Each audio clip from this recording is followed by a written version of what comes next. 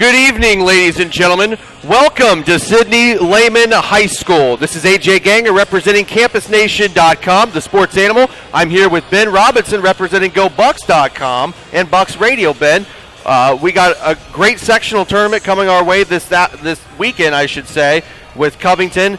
All the teams up here as well. You know, we've got teams like Mechanicsburg, Miami East, and stuff like that, but our main focus is focusing on the Covington Buccaneer Wrestlers this weekend.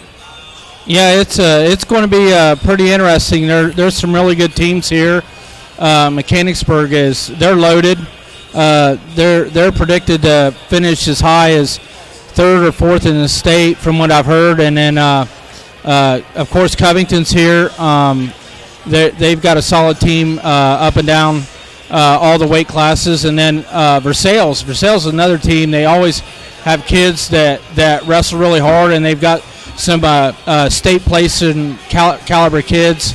The Derringer kid at 197 is projected to go pretty high.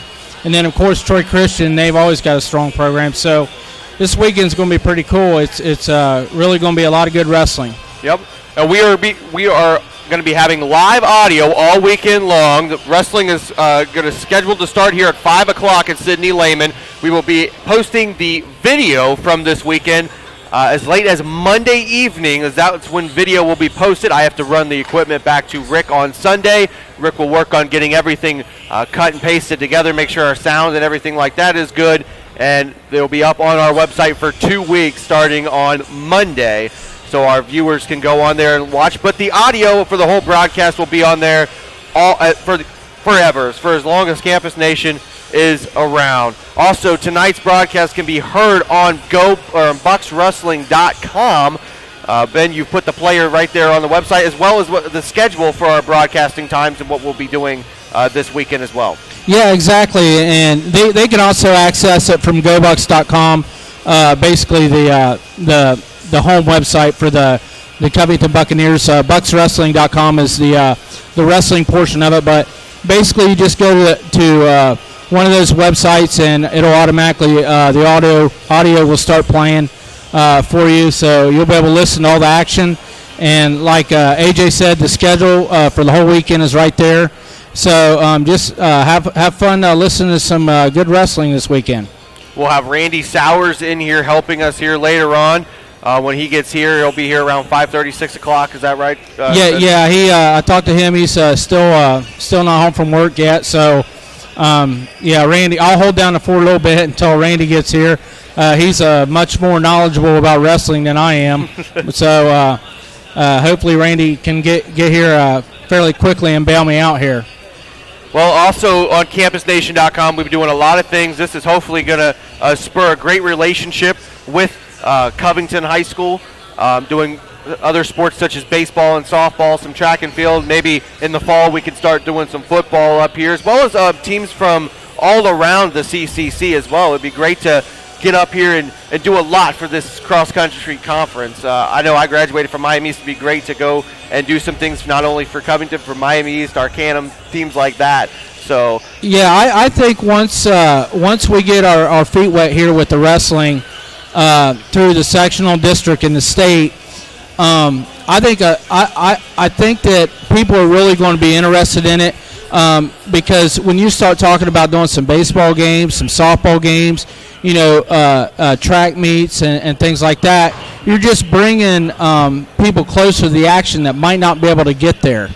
And also we broadcast pretty much all the football games on Bucks Radio and already, but being able to incorporate that video aspect of it, that's just going to hopefully put us over the top. And also, like AJ said, if we could branch this out beyond Covington and get it into Miami East and Tri-Village and Newton and the other schools of the cross-county conference, I think this is going to be something that people are really going to like.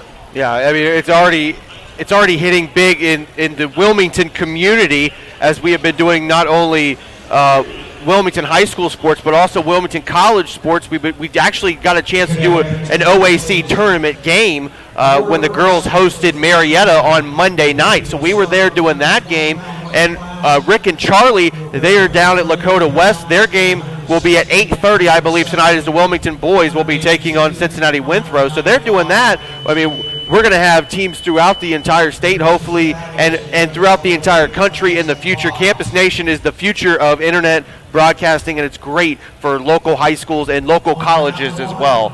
Yeah, this is. I think they're getting ready to do the national anthem here.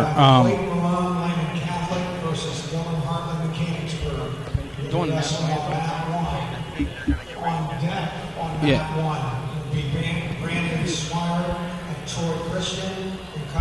They're announcing who will be wrestling first on the mats. Mat 1 is on the left side of us. Tomorrow it's going to be on the right, where you're going to move from this side of the stands, which all the teams, and we're going to move over to where the parents are, so it's easier to view the scoreboard for Mat 1.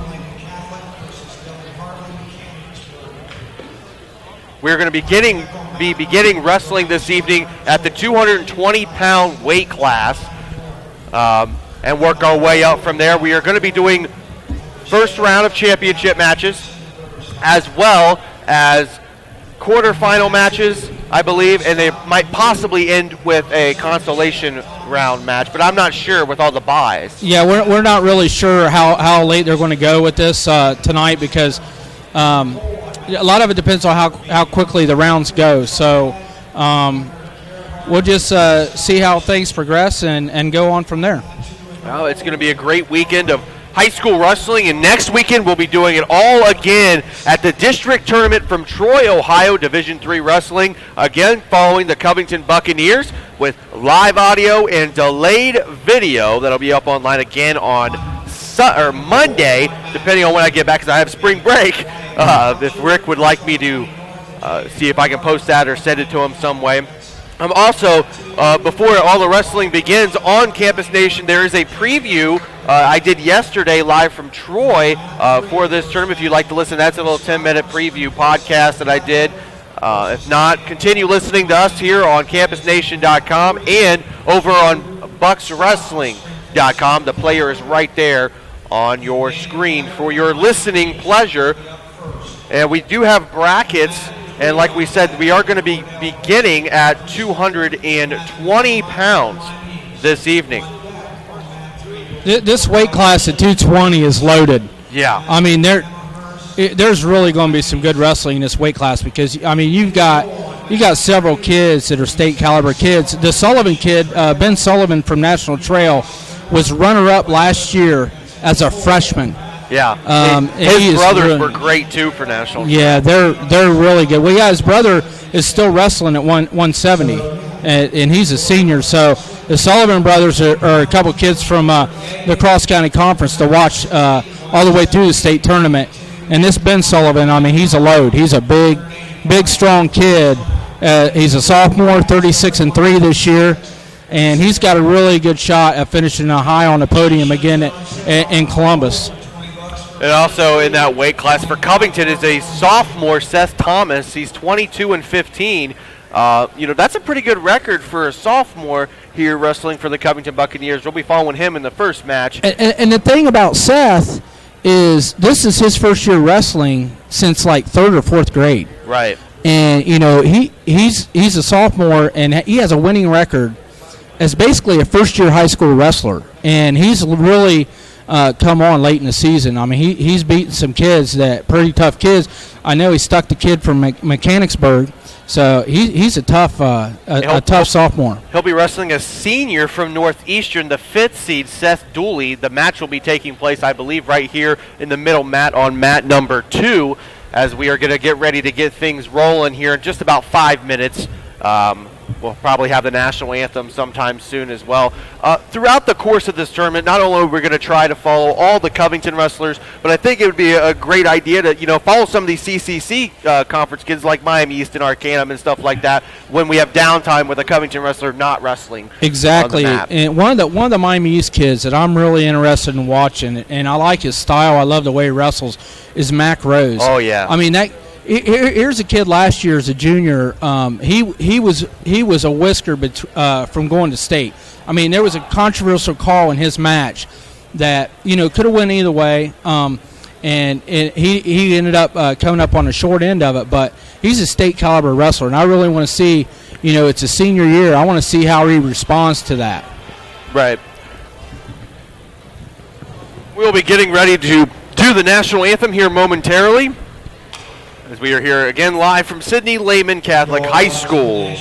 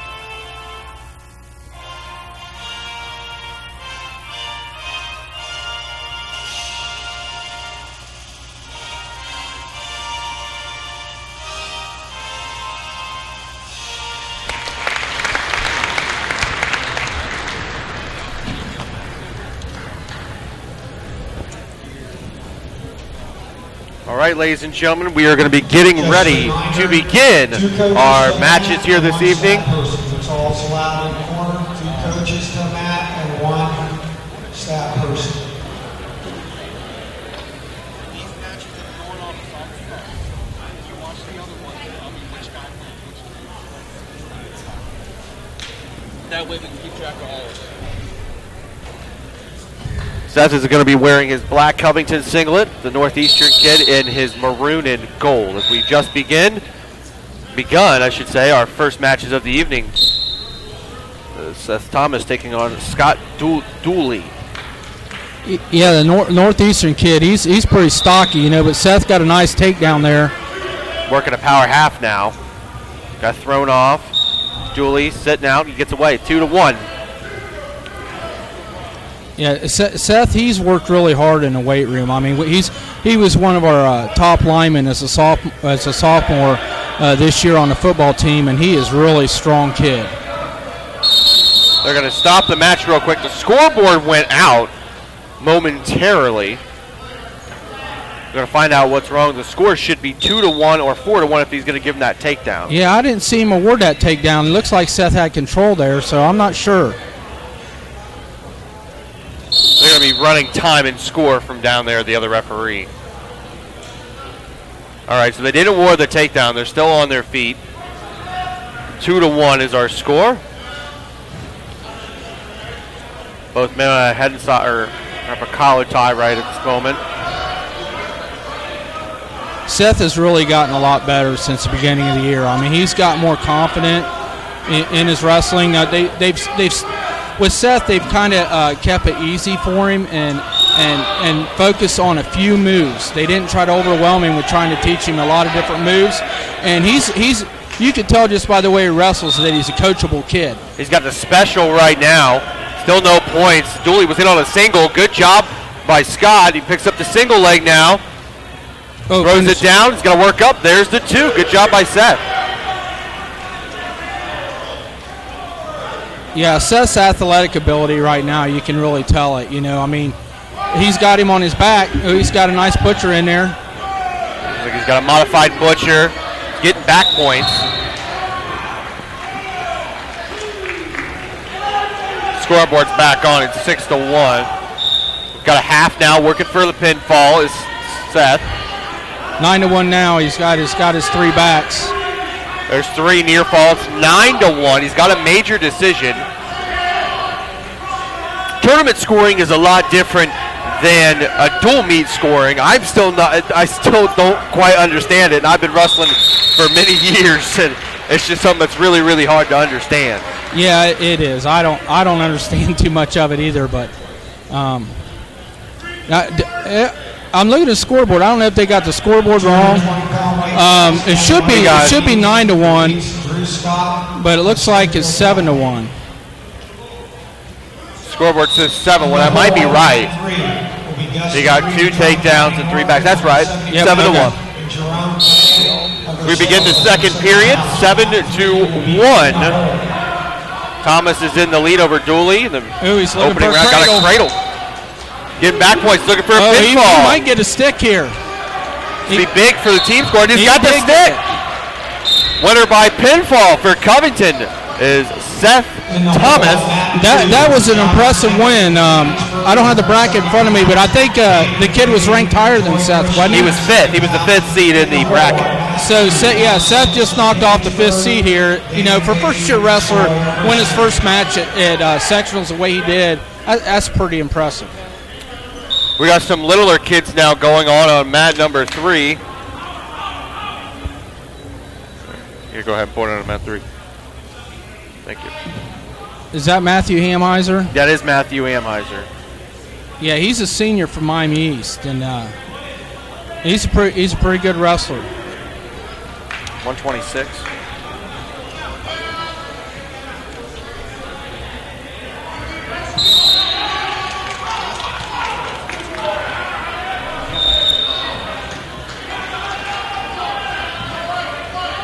Amheiser is the 6th seed in the bracket, wrestling Cordell Bishop, a senior from Northeastern. He's 14-8 on the year. Amheiser is down 4-2 with about 35 seconds to go in the first period. He got a 2 reversal. It's tied up at 4 apiece. Yeah, I know Matthew missed some action this year. They had some problems with some skin issues there at Miami East, and I know he's missed a couple meets. So looks like he's healthy and ready to go for the sectionals here. On top, tied up at 4 apiece with 12 seconds to go, first period. This is 138 pounds. We are following Matthew Amheiser of Miami East as he is wrestling Cordell Bishop from Northeastern. And that's the end of the first period. We're tied up at 4-4.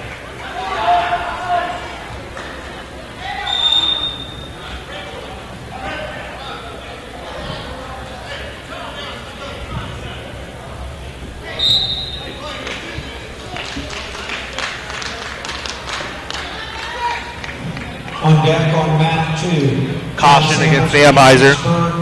David Beatty, Troy Christian, 170-pound weight class. On deck on mat 2, John Samples, Mechanicsburg. David Beatty, Troy Christian, 170 pounds. On deck, mat 2. In the hole on mat 2. Beginning the second period, Bishop is down. Amheiser's on top. In the hole on mat 2, Wyatt Long, Lincoln Catholic. Donnie Pegg of National Trail, 182 pounds in the hole. Still trying to work something. All he's got to do is throw in a half. The wrestler's reaching back right now. Yeah, the Northwestern kid kind of reached back there a little bit, you know, and Matthew didn't make him pay. That's the second time the kid's reached back. The first time he almost caught him in the head and arm there in the period. There he is. There, gets the half, getting back points. He's got some back points here. Once he secures that, I look for him to kind of reposition himself. Now, what he's doing is repositioning, looking for the stick, and he just got it. Matthew Amheiser beating Bishop of Northeastern by way of pinfall. We'll run over here real quick and check the bracket. We can follow our next wrestler. Deck on mat 3, Dustin Green, Tri-County North, Jerome Bay, Versailles.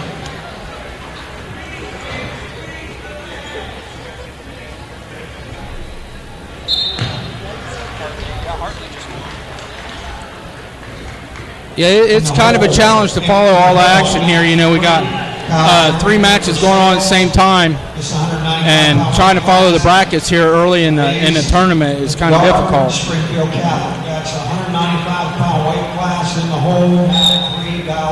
Now, there's a 170-pound matchup getting ready to happen. That's Sullivan. On mat 3, Zach Sullivan, 170-pounder from National Trail, returning state placer. He's wrestling Eli Cerna from West Liberty Salem, a freshman. There's 2. He lets him up.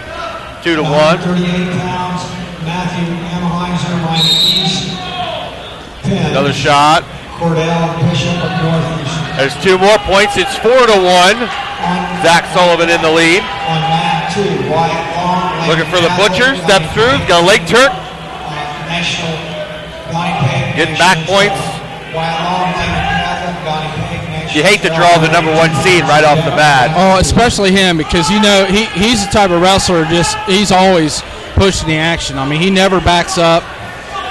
You know, he's really smooth. Just like that takedown right there, puts him straight onto his back at 6-2. He's going to pin him here in less than a minute, possibly.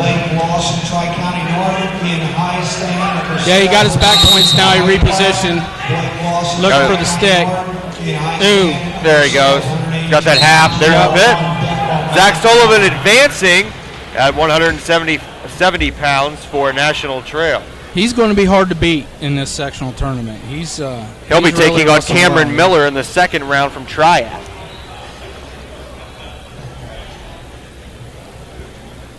At 220-pound weight class, Brian Swihart, Troy Christian, pins Kyle Singleton of Tri-County North. Looks like on mat 3 we got Bo Bay from Versailles coming up. In the hole on mat 1. I think the 170 Bo Bay. Mechanicsburg, Zach Taylor. Jerome Bay. He's wrestling Dustin Green from Tri-County North. We're going to focus on that, Matt. Bay is a sophomore, 19-2 record, taking on 5th seed Dustin Green, senior from Tri-County North, 34-9 record. Yeah, Green looked really strong at the Covington duels a couple weeks ago. On that, Kyle Behringer, Versailles, Reeves, McDonough, Springfield Catholic, 195 pounds. You are in the hole. You are on that. Bay's got a front headlock. Looking to get that. But he didn't block that arm. He's in trouble now. Green did a semi-barrel there. You know. Yeah, he did. Pretty slick the way he executed that. Got his 2 points. There's 2-0 right now. Green in the lead. They're on the edge of the mat right now. 1:09 to go, first period.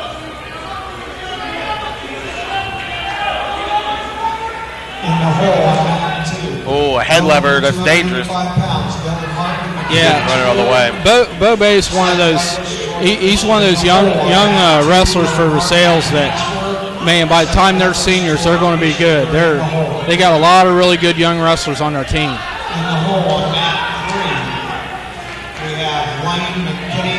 Both back on their feet, 2-1. 35 seconds to go, first period. In the hole on mat 3, Great. If Bay can get a shot here. Still working for one with 20 seconds to go in the period.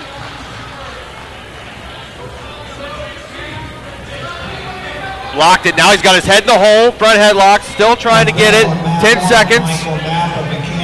Trying to get him extended, and he can't. Better be careful. And that's the end of the first, 2-1. Yeah, Bo just couldn't get that corner on Green. I mean, he looked like he was set up pretty good, but Green did a good job scrambling out of it. I think there might be a contact, lost contact. It is Bay's choice. He's going to defer, and Green will go down. Green's winning 2-1 right now, beginning of second. Jonathan Norman, Versailles, pins Gavin Anderson of Riverside. Bay working. Yeah, he's working hard on top. I mean, he's not leaving any space or anything for Green to get up. He's got him flattened out.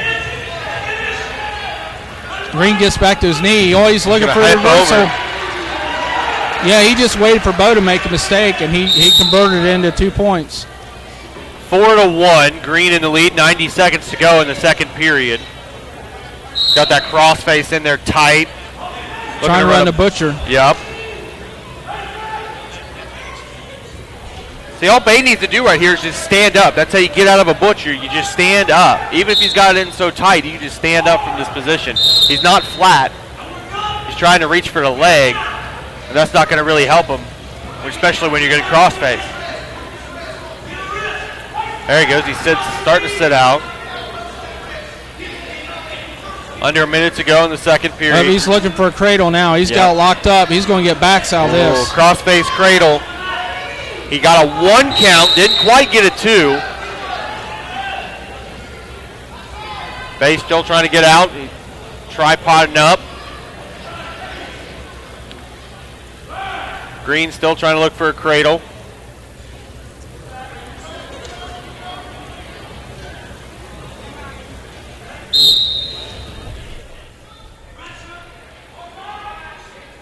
Now Green's out front with 20 seconds left. Bay's out.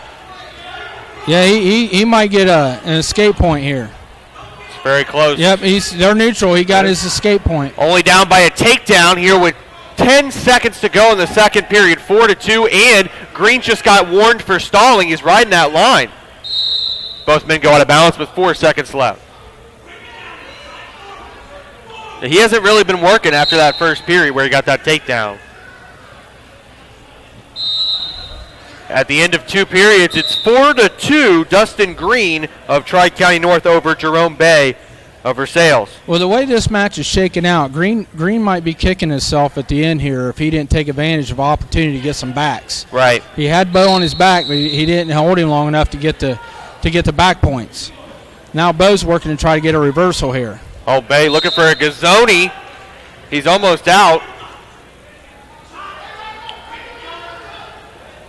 He's only down by a takedown. He's got plenty of time here to try to escape and get a takedown or possibly reversal.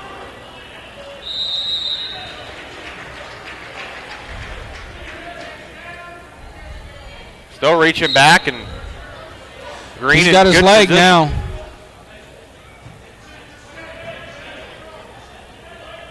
Bay's got that single leg. Looks like he's switching to a double. Trying to come out the back door here. Trying to lift up Green. Still no change. Green gets back behind. Bay's got to work here. 1:05 to go in the third. He's getting hand control. It looks like Green's just holding on here. There's the reversal. He's close. Oh, might get back points out of this. There's the 2 reversal. Bay ties it up 4-4. Now he's high. He needs to watch it. He needs to get his hips back. Yeah, Bo pulls out this win. This is a huge win for him. 40 seconds to go in the third period. We could be going to overtime. Yeah, he's Bay getting riding. high. It looks like Green might be. Green Green's just got popped a out. reversal. He needs to get another reversal. He's got 25 seconds to move. 6-4. Dustin Green of Tri-County North in the lead. Bay's got 15 seconds. And now he's going to get hit with stalling for not moving.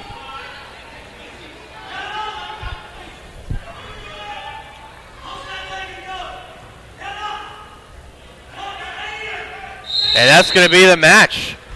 Your winner is Dustin Green at 170 pounds over Bay of Versailles. That was a good match. Very good match.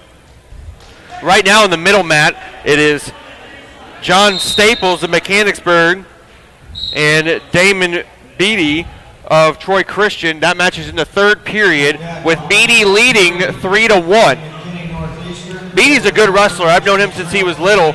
He's a very good wrestler. And I know Samples is pretty decent as well. Both of them are freshmen here in this tournament. Yeah, you're a freshman. You're up at 170 weight class. Yeah, that's a tough weight class to be at when you're a freshman. I mean, you got some strong kids at that weight. Ref calls potentially dangerous with 39 seconds to go in the third period. Samples of Mechanicsburg is down by a takedown 3-1 over Beatty of Troy Christian. Beatty is 500 on the year at 16-16. Samples is 20-25. Both wrestlers are just freshmen.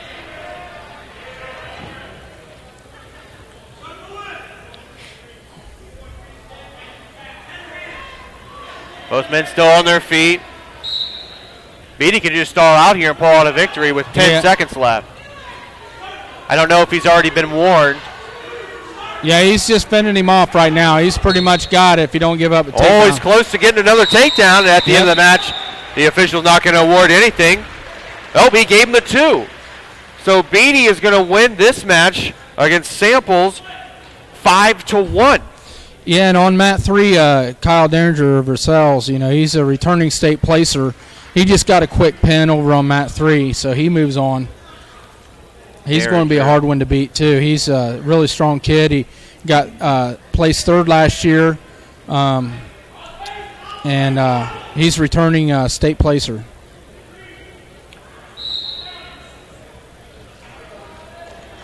Now on mat number 3.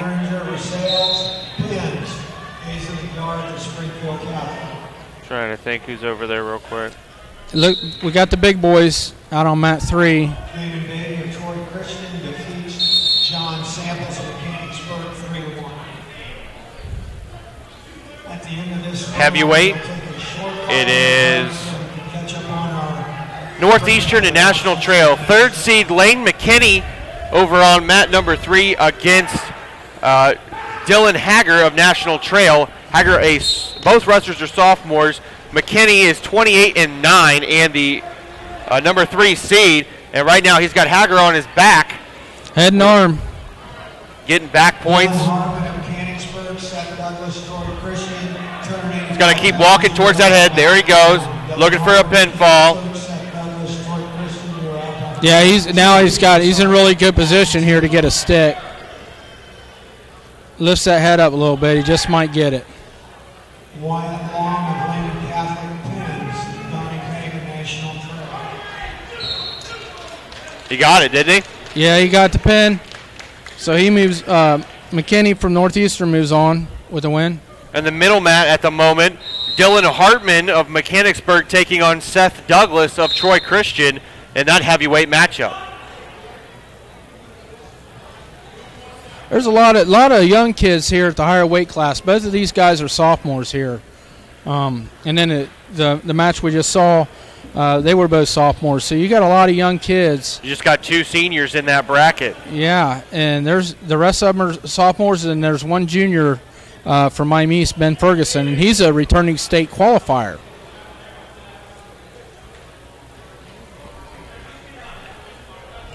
Ferguson, yeah, he's the number 1 seed as a junior. Lane McKinney of Northeastern pins. Douglas is the number 4 seed at 15-12. Hartman is 21-26 this season. Ian Heinstein of Versailles 14-8 at 185 pounds. Douglas Mechanicsburg tried to throw. He stopped him.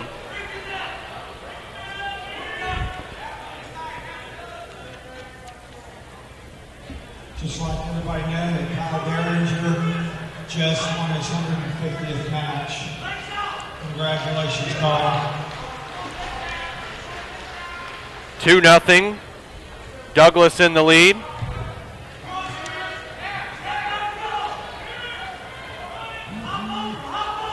Yeah, they just made an announcement here that Kyle Derringer of Versailles just won his 150th career match. That's amazing. That's pretty impressive, I mean, it used to be a really big deal when you got your 100th. These kids are getting their 150th now. I know Ben Miller from Covington did that a few meets back. He got his 150th career win. There's a reversal by Hartman, and he's got Douglas on his back. Getting back points, looking for a pin with 3 seconds to go in the period. I don't think he's going to pull it off. And at the end of the first period, Dylan Hartman is now in a 5-2 lead over Seth Douglas of Troy Christian. Douglas will have the choice. He'll go down.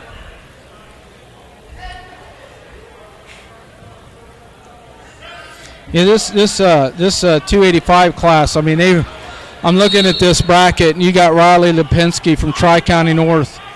I mean, he's a really good wrestler. He had some injury problems. He had to sit out his senior year of football, and he was a stud football player. And he looks like he's back and healthy. He's 2nd seed now. here at 285 behind Ferguson of Miami East. And Douglas has just tied it up 5-5. He got an escape and a takedown.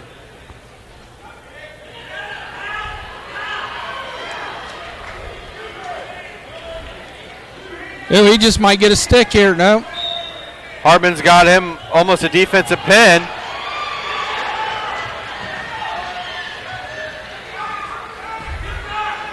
That was a nice move by Douglas to get off his back and almost get the reversal. It's 10-5. Hartman is in the lead. 1 minute to go in the second period.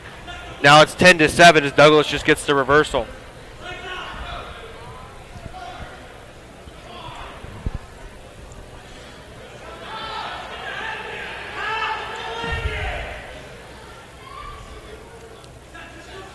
This is a pretty high scoring match for 285. A lot of times 285, you get up there bigger guys, the action's a little bit slower. But these guys here are racking up the points. 28 seconds to go, first period. Hartman has a 10-7 lead, and he's on bottom. Douglas is on top. Hartman did get one for stalling a few seconds ago.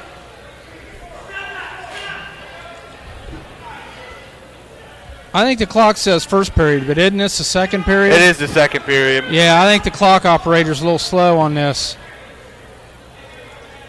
And at the end of the second period, Hartman still has a 10-7 lead and the choice to begin the third period. And Hartman's going to go down.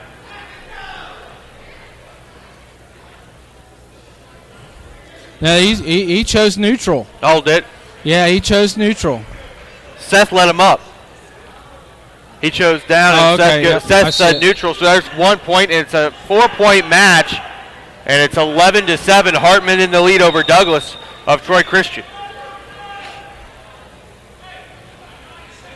Both men pummeling in and out on their feet.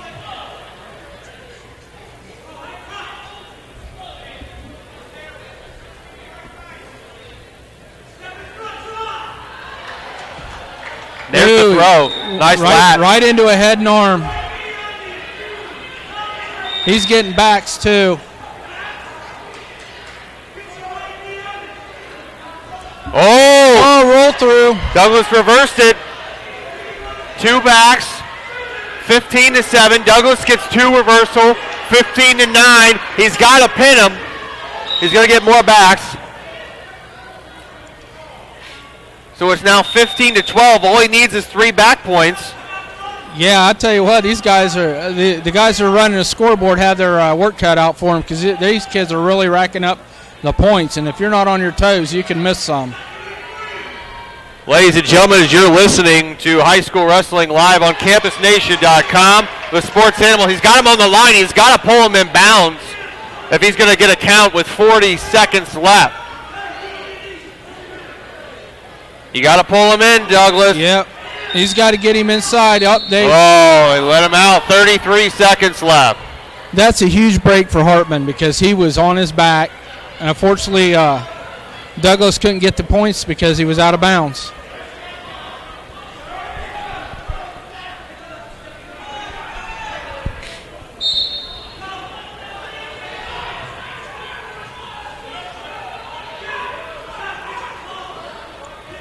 Douglas still looking to try to get him on his back. 22 seconds left. It looks like Hartman's just going to lay flattened out and try to defend here. Yeah, he's already got one stalling call. He can give it up again. Yeah, and he's got time to do it.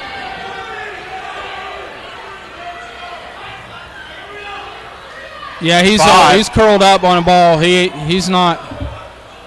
And Hartman is going to pull this one off. 15-13 over Douglas. Hartman upsetting the number 4 seed.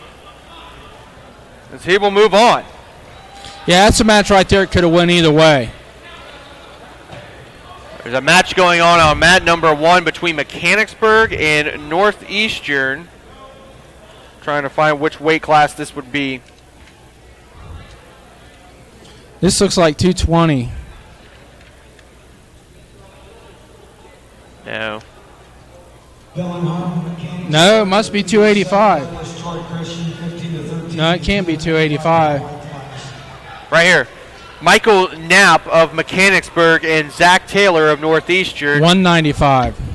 195. This is the last match, I believe, in the first round.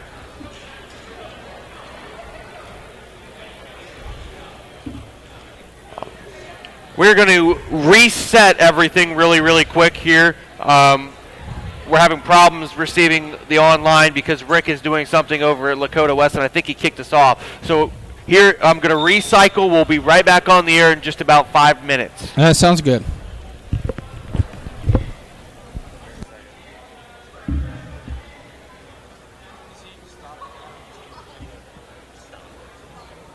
Go ahead, stop it. Weight class, Justin Tunway of Northeastern. All right, ladies and gentlemen, we are back here on the air from Sidney Lehman High School. We got kicked off for a second because Rick, who's at Lakota West right now, is playing music on the basketball page. We're going to see if this works. And it does. We're back on the air. We're good. 13-pound weight class, Drew Whaley of Troy Christian versus Kyle Collins. That's on that 313-pound weight class. Drew Whaley. We're going to be getting ready to begin the quarterfinal round of wrestling. We'll have a lot more matches in the quarterfinal than what we did in that first round of wrestling.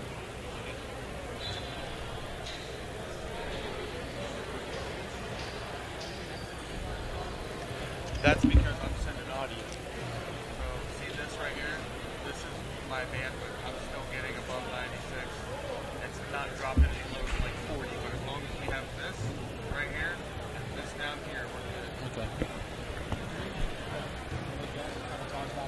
Yeah, on deck on mat one. 113-pound weight class. 119-pound weight class.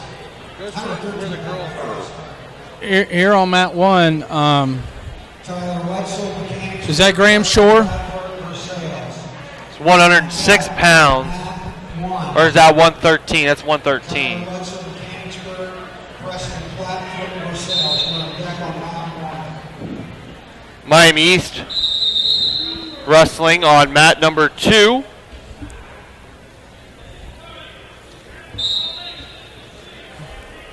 We get our bracket back up here.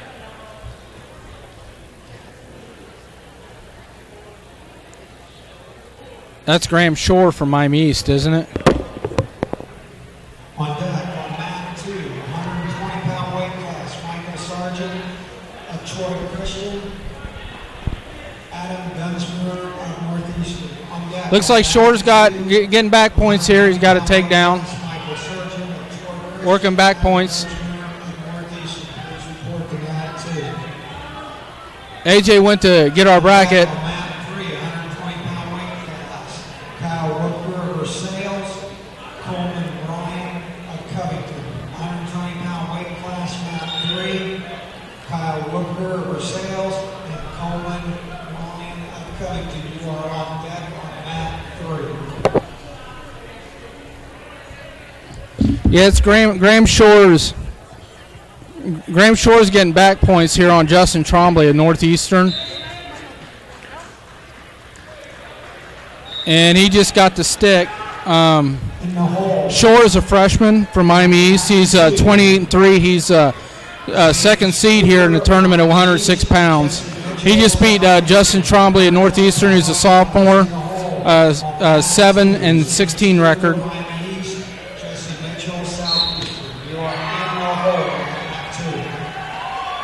That was Michael Surgeon, I believe, from Troy Christian over there. He just pinned. Tanner Smith, Mechanicsburg, 120-pound weight. Nope. Yeah, Coleman Ryan's coming up. That was on Mat Drew 3. Whaley from Troy Christian, who just won over Kyle Collins at 113. On deck on mat 2 now. Zane Stribler, Miami East. Yeah, Coleman Ryan's coming up at 120 pounds on mat 3. He's Michael wrestling Stribler, Miami East. Jesse Mitchell, Southeastern. Kyle Rubecker from Versailles. And Coleman Ryan of Covington over there on mat number 3. Coleman's a 4 seed here at 120 pounds. On deck, on mat 3. 24-15 record as a junior. Woolbeck is a freshman with an 11-4 record. Tanner Workman, West Liberty Salem, Tanner Smith. It's 120 pounds.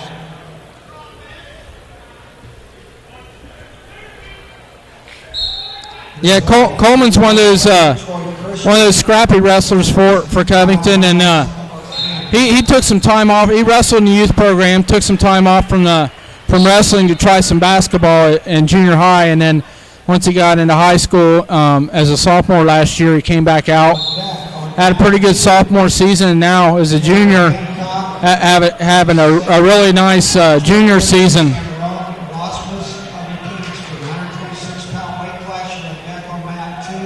Coleman trying to come out the back door. Hancock, Troy Christian, Sam Rosmus, Mechanicsburg, back on mat 2. Coleman's got the takedown just about. He can clear that leg. He's going to have a takedown. It's close. Result, Michael Surgeon, Troy. Woolbeckers is trying to follow and sit out. We got 60 seconds to go, and there's going to be potentially dangerous. Yeah, Coleman was really close to getting that takedown. On deck. Woolbecker had his leg there, and they call potentially dangerous. Back to their feet. Skylar Davis, Northeastern. Still no score. 1:01 to go first period. The winner of this match will take on Michael Surgeon, who just pinned Adam Dunsmore from Northeastern in that quarterfinal matchup. Yeah, Coleman just gave up a takedown there, and now he's trying to do a switch. He's either got to just give it up fully so he doesn't give up any backs, and that's what he did. He based out, bailed. Trey Rush, Miami East. Joseph Sudbridge, Southeastern, mat 3.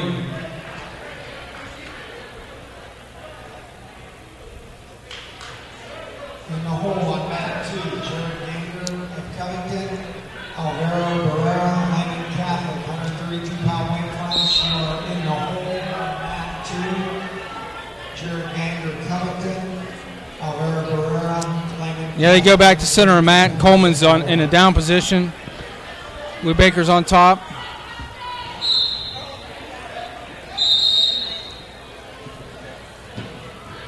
Joe Coleman trying to get out. Oh, he can come out the He's back high. door if he swims. All he's got to do is keep swimming out, well. Now he's flat and in trouble, down 2-0. 10 seconds left to go in the period, about 5 seconds now. And that'll be the end of the first period. Coleman down 2-0 just by a takedown. Coleman defers. Won a choice, and he deferred. And Woolbecker chooses down. So Coleman will work from the top position here in the second period.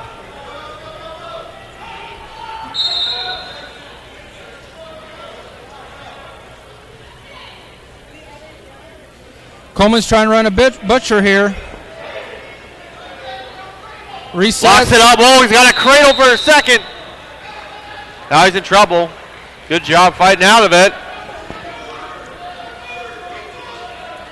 Better be careful and not give up a defensive pin. Yeah, Coleman fought out of that there. He's still in control. Has Coleman wrestled this for sales kid earlier in the year? You know, I don't know if he wrestled him. A lot of times in these duels, you know, depending on how things shake out, he might have bumped up to 126. So I'm not sure if they've wrestled before or not.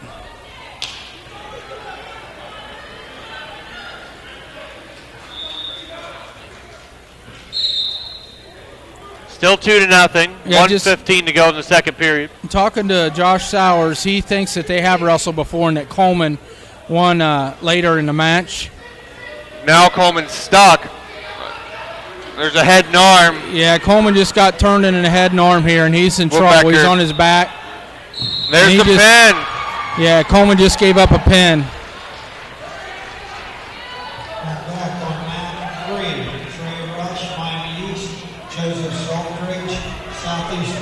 126-pound weight class. We're going to move over here to mat number 2, Miami East. Southeastern on deck, mat 3. Number 1, mat 3. Nick Miller, Mechanicsburg. Zane Strubler, freshman from Miami East. He's getting back points. Hey, Randy just showed up to bail me out here. So I'm going to turn the mic over to Randy Sowers and do what I'm more accustomed to doing, is taking pictures. So here's Randy. Hey, we finally made it. Can you hear me? What's going on, AJ? Just making sure you sound good. Struber just won for Miami East. We'll have Garrett Hancock wrestling next for Troy Christian on mat number 2. I just got here. You might have to fill me in a little bit. Who's down there on mat 3 for Versailles? So we're going to have Garrett Hancock taking on Sam Rosmos of Mechanicsburg. Hancock, senior, 2-time state champion. Yep. Troy Christian, 34-4. We've got Sam Ramos, a Rosmos. He is a junior, 19-28. Both wrestlers tied up to begin the match here. Nice job with the duck. Hancock with the duck, looking for back points here. Locking up a Butcher. Looking for that Got pin. it. Oh. Jared Ganger coming up next for Covington on mat number 2.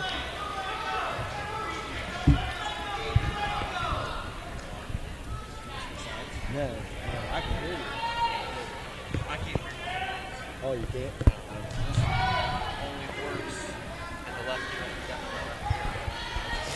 Hancock got a couple back points on a cradle. It's going to make it 6-0 with 1:10 to go in the first period. Locking up an arm, got a half. Got a one-arm bar. Looking for a quick pin here. Should be right there. There's Ben. Garrett Hancock, your winner, 126 pounds for Troy Christian. Coming up next for Covington, 2-time state champion, trying to get his 3rd state title this year, Jared Ganger of Miami East, taking on Sidney Lehman's Alvaro Barrera. This should be. That's a mouthful to say, Barrera. Yes. This should be a first period pin here too. I don't think Barrera's wrestled very long for Sidney Lehman. They have a couple first-year kids. They're trying to build up some kids, but Jared with that single leg already. He's got 2. Puts the half in on the edge of the mat. Pulls him all the way back in balance with that half. Still trying to run it down hard. See, Jared and Garrett might be having a competition to see who can pin their kid the fastest. Knowing those two. That would be interesting to see this weekend. Jared got an optional start, kick his wrestler. It's 2-1. For a headlock. Nice front headlock, go behind. Quick 2 there. Let's see what he does. Sidney's guys, Lehman's guy keeps trying to stay out of bounds, staying off his back. Oh, caught him there. He's close. Lift that head up. He should have him. He's got him. Got him? Yep, pinned him. Jared Ganger, your winner for Covington, 132 pounds. I believe that brings his night to an end as he'll advance over to the semifinals, as well as Garrett Hancock advancing over to the semifinals as well. Ladies and gentlemen, you're listening to High School Wrestling on CampusNation.com, the sports animal, your home for high school and college sports, as we are live from Sidney Lehman High School. I'm AJ Ganger. With me, Randy Sowers. We had Ben Robinson on here earlier. Randy representing Bucks Radio for Covington. A lot of great action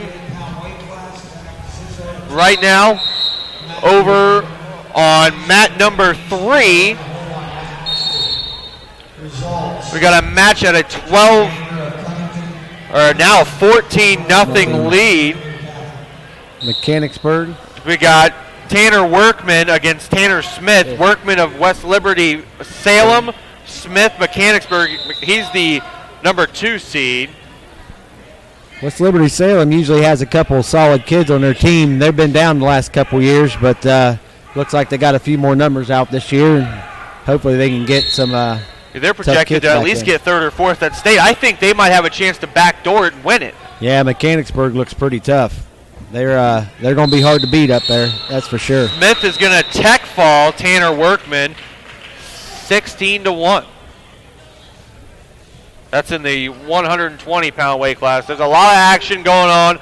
We're going to try to cover as much of it as we can and try to get you the right names when we have them. It's just going to be a little difficult to do that. Tomorrow we're going to move on the other side so we can see that scoreboard down there. Yes. Guys, going to say, I'd give you the score. Sidney Lehman's actually wrestling Northeastern on mat number 3, but we're going to stay over here on mat number 3. We have 3rd seed Trey Rush taking on Joseph Solfridge of South Charleston Southeastern, I believe. We've got the list of teams over here. Yeah, that's who it is. It's Southeastern. They just got their program back a couple years ago, so some of their kids are a little behind on some of these, behind some of the other programs that are here, but Southeastern, yep. Trey Rush with a quick takedown. He's looking to work his arm bars here. Oh, 3.5. Southeastern did a good job of getting out of that. Working to his feet. Trey Rush is looking for a butcher here. Southeastern kids did a good job of turning and facing to get out of that. That's helping him out a lot. And they're still up 2-0. We'll have Ryan Ford on mat 2 up for Covington against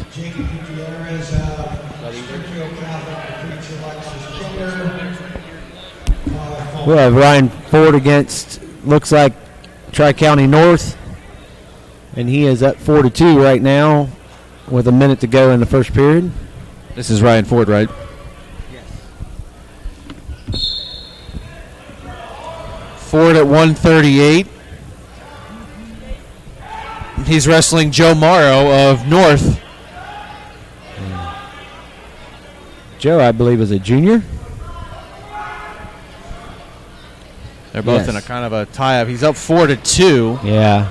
37 seconds to go in the first period. I think they've wrestled each other a couple times this year. Joe's probably not going to give him anything real easy. He knows a little bit of Ford's weaknesses and strengths, so he's going to play a lot of defense right here and try not to get beat as bad. And with that, Ford gets an ankle pick right to the takedown, up 6-2 now.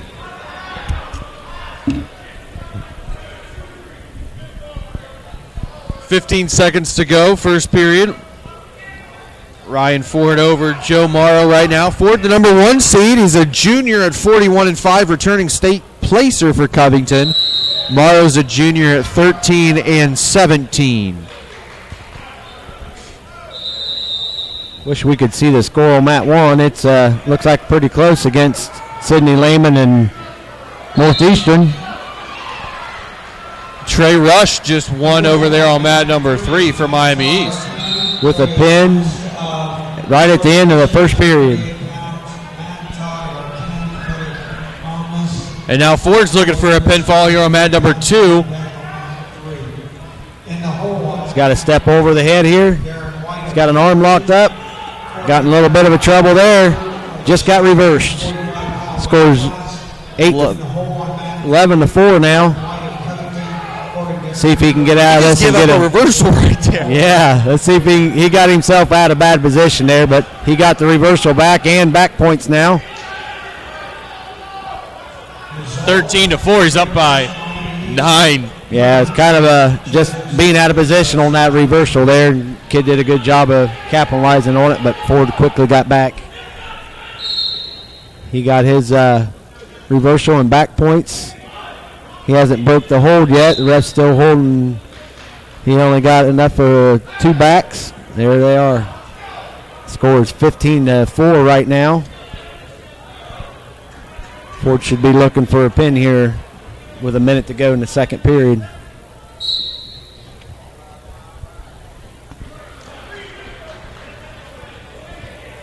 This sectional tournament will be an interesting team race between Covington, Versailles, and Mechanicsburg. I think Mechanicsburg should win it fairly easily, but Versailles and Covington coming real close there for second place. We'll see how that works out.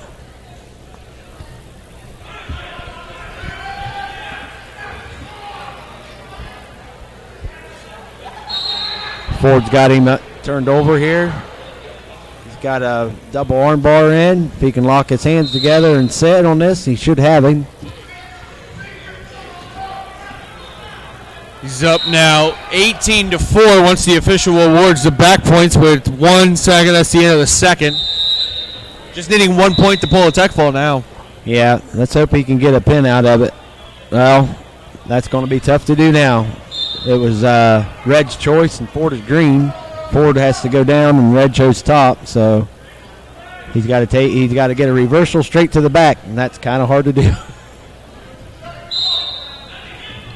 Yeah, pinfalls are always good. There's the one, and Ryan Ford is going to move on at 138 as he wins by tech fall 19-4 over Joe Morrow of Tri-County North. Let's move it over to mat number 3, 132-pound weight class, number 3 seed Nick Miller, Mechanicsburg, and Austin Ditter of Versailles.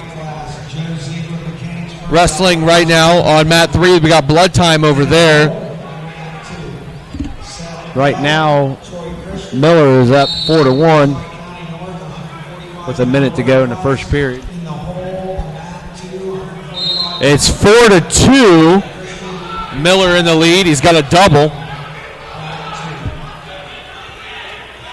Results: Ryan Ford of Covington defeats Joe Morrow of Tri-County North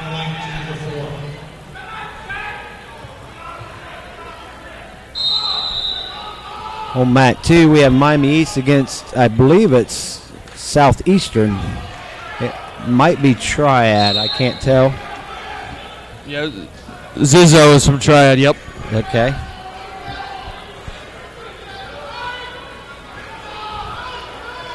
Moving it over to mat 2 so we can watch Zizzo and Amheiser. We've got a 2-0 match right now. Zizzo's on top of Anheuser. 138-pound weight class. This should be a pretty good little match here. 3 seed Zizzo, 28-8. Amheiser is now 19-12 as he's the 6th seed as he just beat Cordell Bishop from Northeastern in the first round to advance. He's going to be one of the rare kids tonight that has to wrestle twice. Yeah, that first round went fairly quick. On mat 1, Nathan Henry of Versailles, Corey Bowden of Mechanicsburg. You are back on mat 138 pounds. Amheiser's spinning around trying to get away here. Zizzo did a good job of recovering, getting his legs.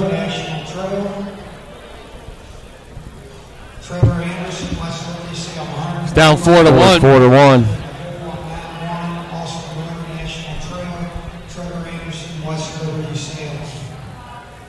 Oh, Zizzo's.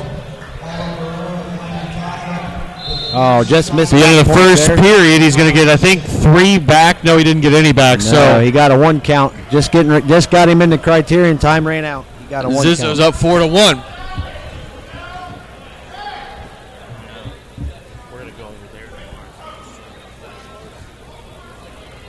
Maybe we'll get some higher chairs too. Amheiser beginning the period on top. Zizzo getting out, but Amheiser still got control. Right on the edge of the mat, on the out of bounds. Zizzo gets his head out here, and he should get 1 with even they're on the mat facing. He's got his head stuck underneath. Pretty sure if they go out of bounds, Zizzo will get the 1. Nope. No, they're not giving it. Still down. Yeah, the Amheiser had that front headlock a little bit, so I think they were giving him control still.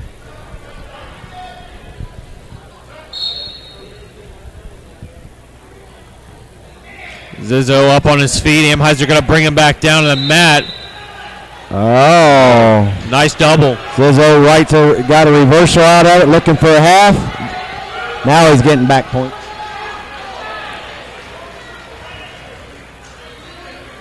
Two back points plus the takedown, making it 8-1. Zizzo in the lead over Amheiser with 1 minute to go in the second period.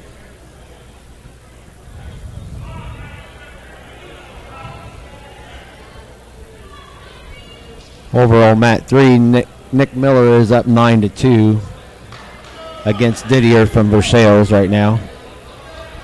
And overall, mat number 1, we don't know the score, but I can tell you who's wrestling. It is Matthew Thierry of National Trail and Andrew Harmon of Miami East. But right now we're focused on the middle mat with Matthew Amheiser and Zach Zizzo. Zizzo up 8-2 with 30 seconds to go here in the second period, 138-pound weight class. Amheiser's looking to front headlock to spin around and try to get 2 here.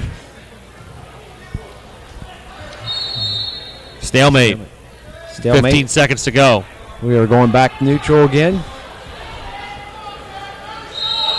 Looks like he's doing a good job of wrestling with him. He's just not. Zizzo just seems to be beating him to the edge there a little bit, getting his points right when he needs them. Got a little bit of blood time at the end of the second period over on mat number 3. Miller's got an 11-3 lead over Dieter. We got blood time on mat 2. We're going to swing it on over to mat number 3. We are recording this video. This video will be tape delayed and put on Campus Nation on Monday evening, but the audio will also be on Campus Nation after the videos having to be taken down after 2 weeks. Yes. Nick Miller's he's got a bar in and he's looking to get the other one in. He's got a double bar. Yeah, looking to get his double arm bar in here. Didier's doing a good job of fighting it off. 11-3. He's got to do something, and he's going to get hit with stalling. Miller got hit with stalling. Okay, now we're back to mat number. We're back to the middle mat. Back to mat 2. Oh, Zizzo just missed his 2 right at the end of the time there. 8-2 at the end of 2. Amheiser going to go neutral. He was in deep there, just didn't cover up the hips. Amheiser with a halfway shot there. He didn't fully commit to that shot take right off the whistle. I think he surprised Zizzo a little bit there, but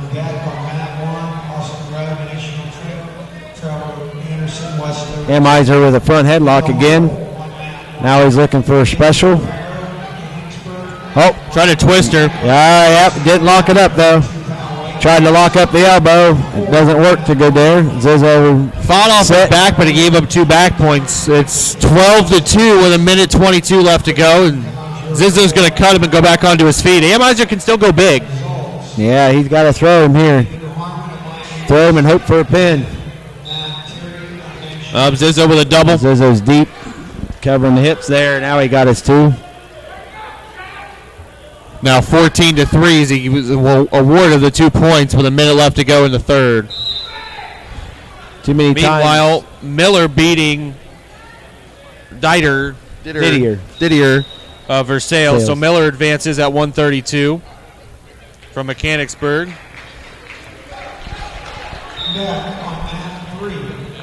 Amheiser on his feet again, 14-4. He's got to look for something. He's just hanging on that front headlock. Now's desperation time with 30 seconds to go. He should be trying to get a throw or a turn here. Zizzo got 2 more. Yep.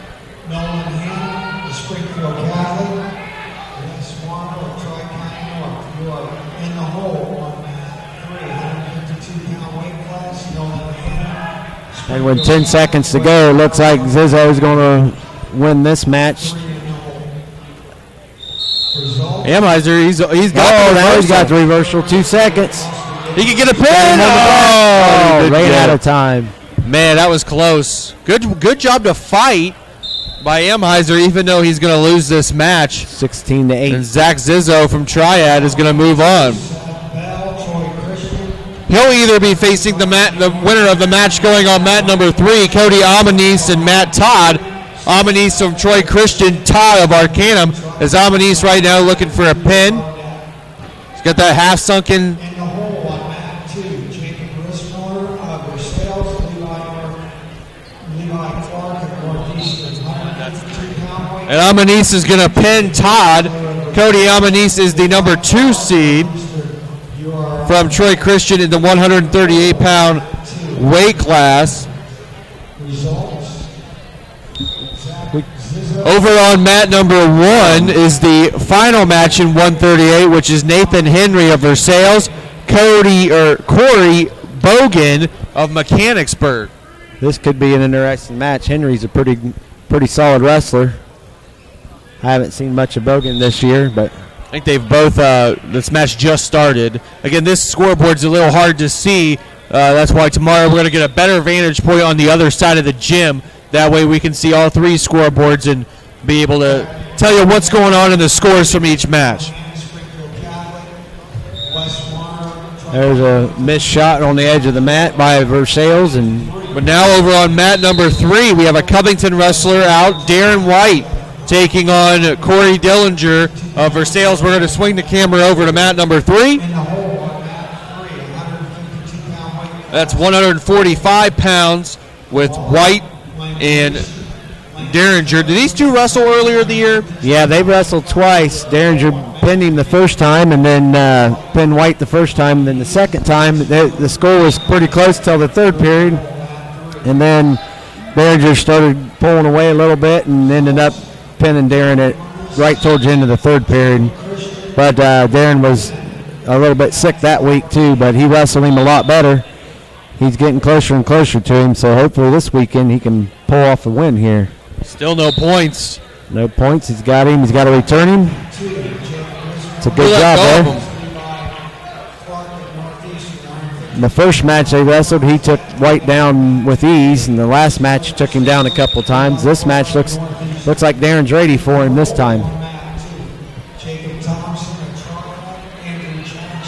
Oh, and Derringer got him a takedown there with a drop single. He's looking for an arm bar. White's doing a good job of getting back up to his base and getting his arms out in front of him. 35 seconds to go, first period, 2-0, Derringer in the lead. White needs to work back up to his base and get back up, get big here is what we call.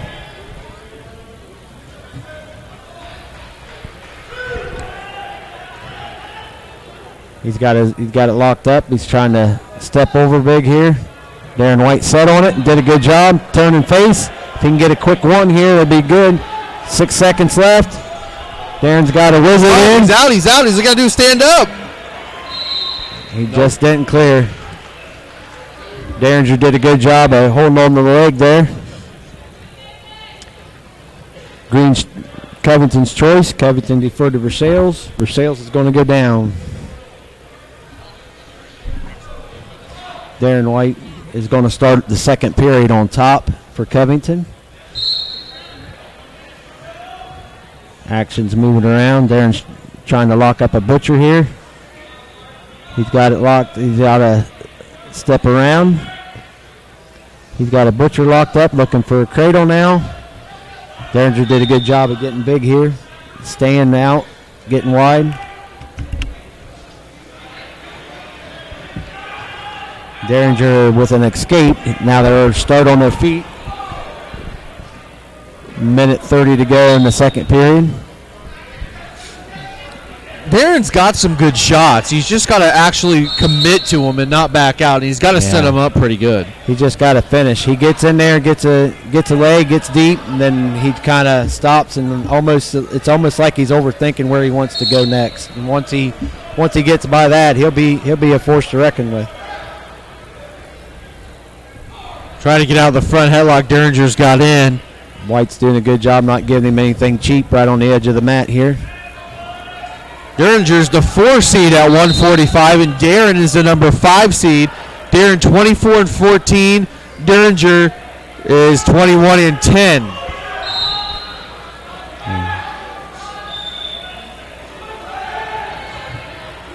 Derringer deep on the leg again. Well, it's now 5-0. 42 seconds to go, second period. Derringer in the lead. Same takedown move. White's got to know that's coming if he gets his feet again. Darren's turn. He's on top, right? He's trying to get away here. He's got a wizard in. Derringer's on the leg still. Let's see if he can get out of this. Again, with a short time to go, Darren White does get his one this time. Makes the score 5-1. Darren trying to rip his face off with a cross face. He's up on the feet. No trying to get out, takedown. nothing. Out of bounds. Into the period. Darren down 5-1 against Derringer. Yep. Darren's going to go down. He's got to get out, and he's got to get a couple takedowns. Got to look for a reversal here and some back points, or escape and a takedown and get him real close. Good job of getting his feet again. Derringer not real speedy on trying to stay up with him. Darren went to his feet, and Derringer stayed down on his knees, which is never a good place to be. Darren White's got to look for. Oh, he's almost got Derringer on his back. He's got the reversal. Now he needs a turn. He needs a big turn here.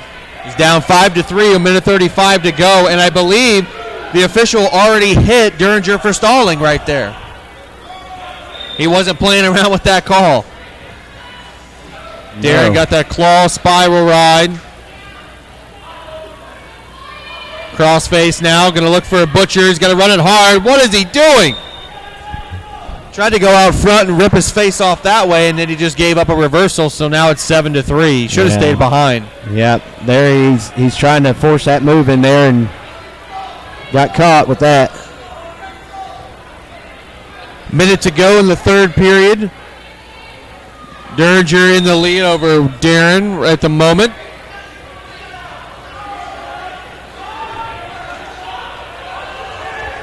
Darren needs to get away here. Get a point and try to get a throw in here. Oh, he's got his head down on the mat. He's got to get up here. He's got to work up. Derringer's trying for an arm bar. Don't forget, ladies and gentlemen, coming up 8:15, Rick Phillips and Charlie Hargrave will be having all the Wilmington High School boys basketball action coming your way from Lakota West as they begin tournament play against Cincinnati Winthrop this evening at 8:15 on CampusNation.com. And we're here with the doing reversal. He's got 10 seconds. That's 2 right there. 2 count. And that's it. And they're going to give him 1. They're going to give Derringer 1 there. Derringer with an 8-5 win. Is going to win.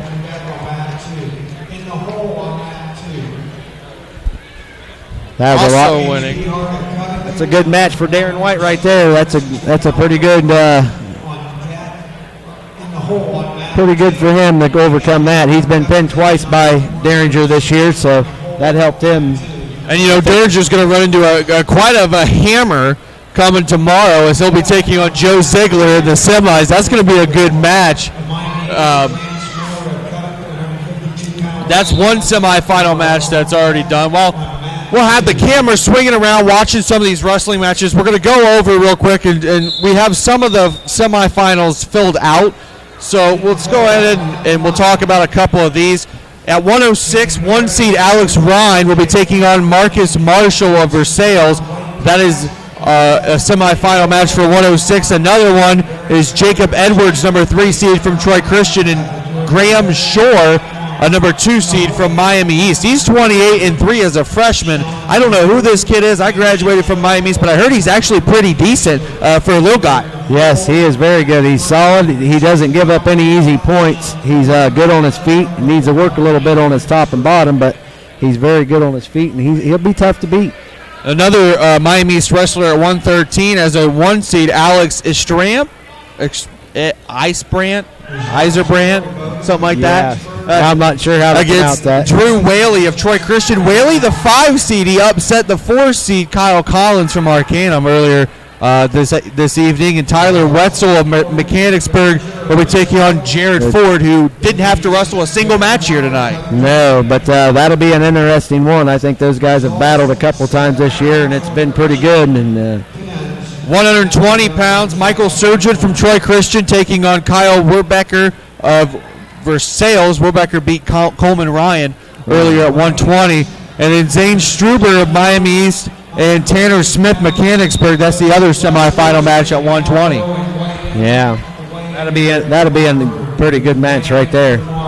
Number 1 seed, defending 2-time state champion Garrett Hancock at 126 will be taking on Aldo Barrera of Lehman Catholic, and Trey Rush from Miami East will be taking on Tanner Bay, who also didn't have to wrestle a match. I think a lot of number 2 seeds got away with not having to wrestle a match tonight in some of these lighter weights, which is really nice for them. Yeah, the last couple of years, I believe we were done and out of here with 3 rounds at 6:45 last year. That's nice. So hopefully some of these teams can start getting some kids on them, and this goes a little bit longer. I know you say it's nice, but it'd be better to have some matches out here. Jared Ganger will be taking on Andrew Harmon of Miami East. I don't know if he's wrestled Harmon this year or not. I haven't talked to him very much. We got Caleb Romero, state champion, returning state champion down there on mat number 1. As he'll be wrestling, I forget what weight Romero is, 152. He's wrestling Michael Kelly of West Liberty Salem. Focus on that, already 4-1. 152 on mat 3. We have Lance Miller will be coming up here soon. yes, Springfield Catholic against Tri-County North West Morrow. Romero.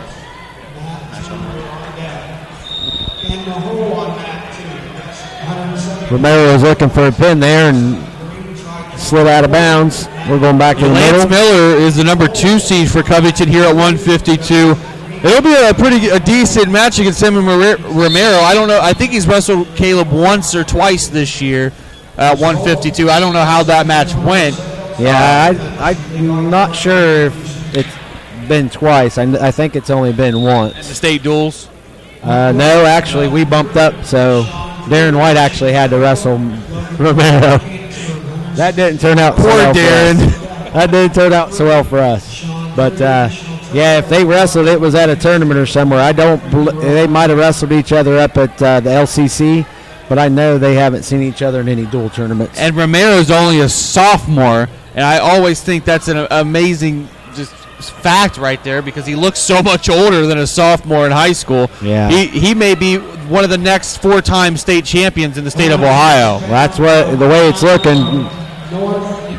Romero just advancing on mat number 3 at the moment.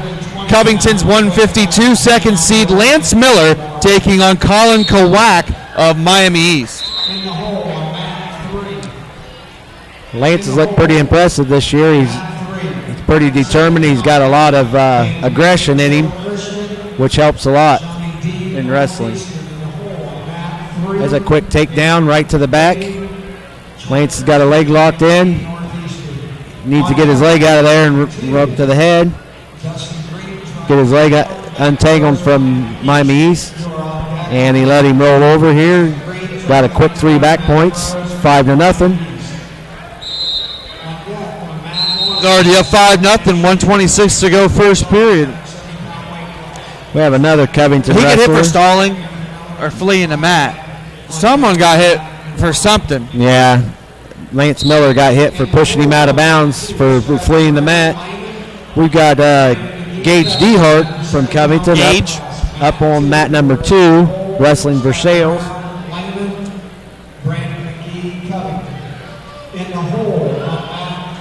This is where it's going to get a little shaky when you got 2 or 3 different Covington wrestlers wrestling at once. We'll try to stick with one of them and move back and forth. Yeah. Miller is up 7-1 on mat 3. Over here on mat 1, Dehart against Moorman, and he's up 2-0. Dehart only a freshman for Covington at 160, which is a pretty big weight class for a freshman. Lance Miller's got him locked up. And She's on mat 2. Stay on mat 2. She'll stay on there.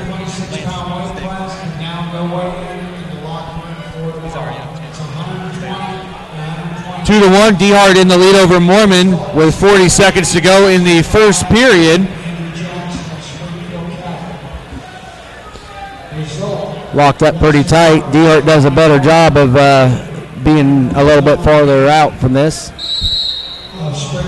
Call a stalemate here. Wrestling will begin tomorrow at 11 a.m.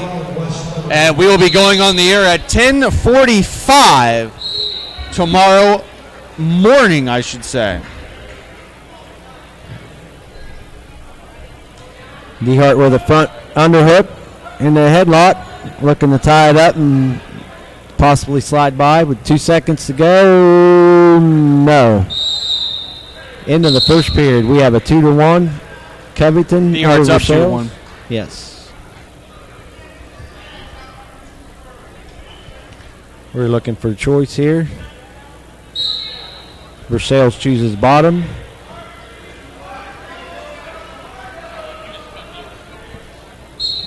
We're here start of the second period. Versailles quickly got to his feet, but Dehart was bringing him right back to the mat. Looking to lock up an arm here. Miller just won as well over on mat number 3 for Covington. Stay on 2. Stay on 2. On deck on mat 3. No, you're fine. Ben Miller, Covington, I was just Jake taking Lyons, Springfield Catholic. On deck on Sorry. mat 3. Ben Miller, Covington, Jake Lyons, Springfield Catholic. Dehart's looking to keep him down here. He's got a leg. He's turning in. Nice switch to the double to keep control here on top.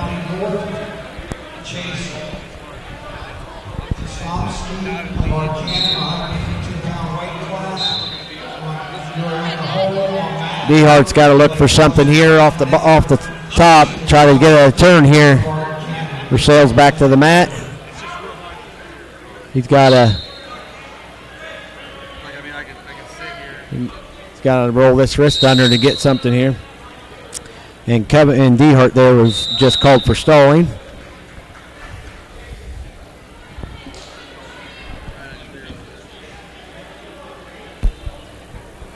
Dehart just asked for neutral. A little confusion there.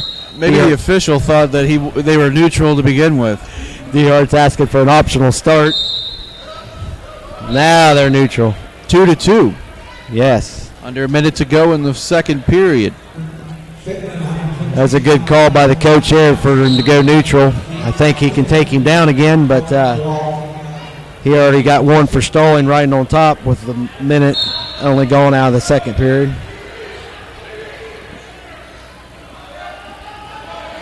Dehart's in control. He's got him flattened out. He's got to get his leg back here. But that whizzer in hard. Oh, he's got a front quarter in. Trying to look the score here. Oh, shucked it. Went to his head inside single. Got his head inside single on him. See if he can finish. Nice, Davis. Nice drop to the ankle. Limp armed out. Got his 2. 4-2 with 10 seconds to go in the second. That's a big takedown there towards the end of the period as well. That's big right out. With Covington having choice in the last period there, Dehart.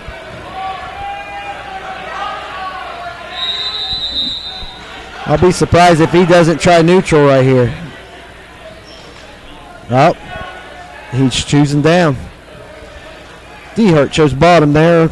That kind of surprised me. He had control over 2 takedowns pretty easy. I think I would have stayed on my feet with this kid. You've already been in for stalling too, so you have to work from the bottom. You're going to give up a point if you don't, and then if you get out, it's only a 2-point match. So he's got to work here from the bottom, and right now he's just kind of sitting there he's going to get hit for stalling pretty soon if he just keeps sitting there. And I mean, there's a minute 45 to go in the match. Yes, especially with that stalling call already in there. And this could make it.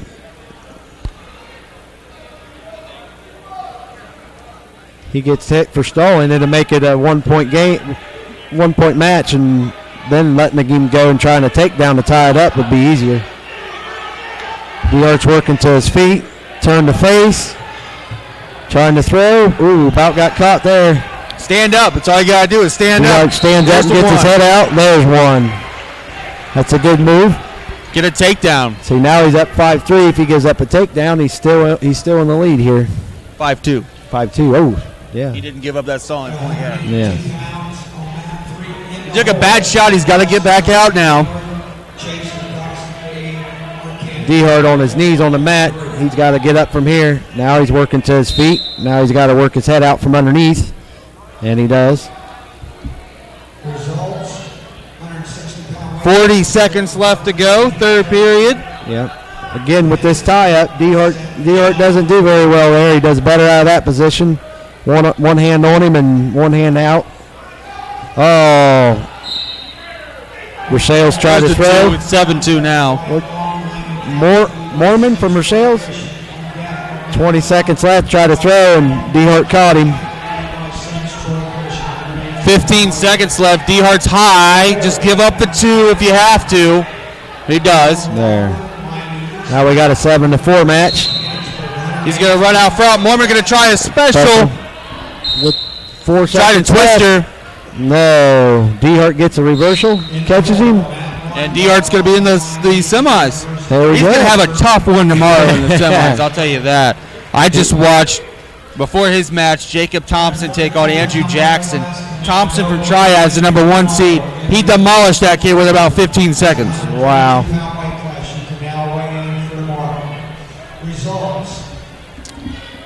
We'll stay here on mat number 2. We have Mac Rose.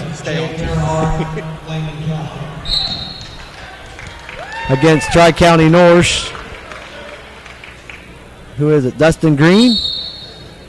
Dustin Green of Tri-County North, Mac Rose, Miami East. Dustin's a pretty solid wrestler. We got a number 4 seed against number 5. Yep. This ought to be pretty good. Green beat Jerome Bay from Versailles his first match. He looked pretty decent. Bay didn't really do very much.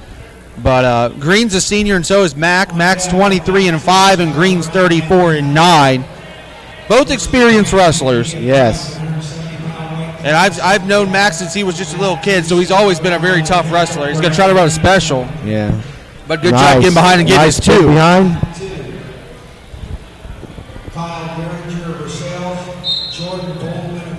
We'll stay here on mat 2, but up on mat 3 is Ben Miller from Covington. Again, He's wrestling.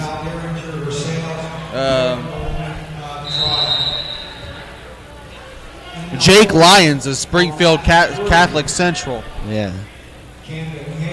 That's all right. We can stay on that. Ben Miller with a quick takedown. You say this was...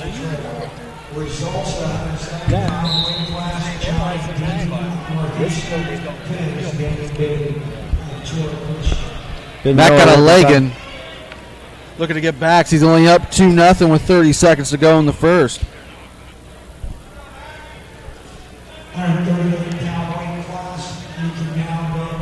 Mac's more than likely going to meet Zach Sullivan tomorrow in the semis.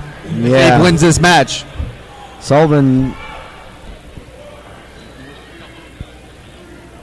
Wow. Yeah, that's going to be a tough one. Sullivan's solid. Definitely on his feet. Ben Miller just pinning his opponent at 182 pounds. He moves on. Mac with a good crab right here to end out the period. Not to let Green get away. Mac's choice. Mac defers. And Green from Tri-County North is going down. So now Mac's got another 2 minutes to try to see if he can hold Green down. Get a turn here. Yeah. It didn't look like he got too close there. Green did a good job of staying out of trouble. We're back into the crab ride situation here. We'll see if they can.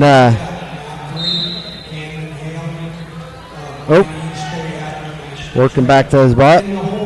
Mac with a leg in now. This is his forte. Yeah. Oh, he's got a stretch. He only got a 1 count there. He's got to get off his hip right now. He's in trouble. Yeah.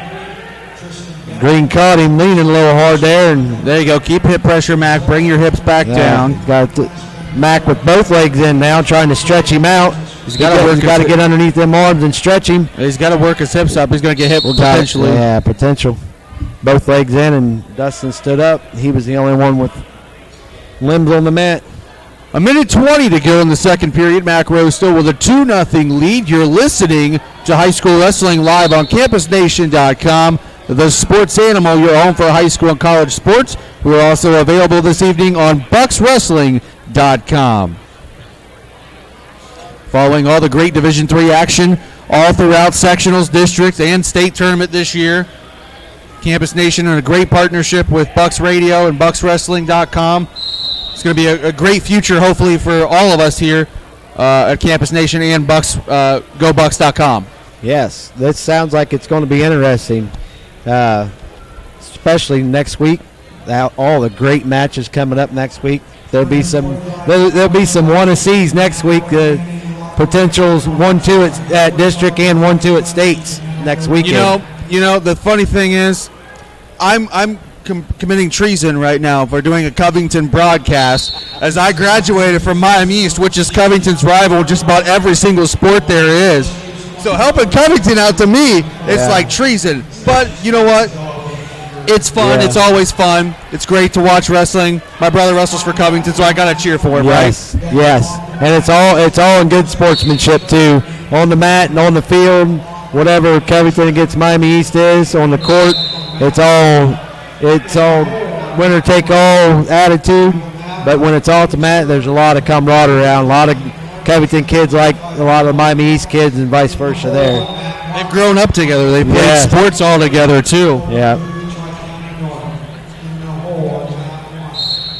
It's been that way since I was in high school, and we won't go that far back.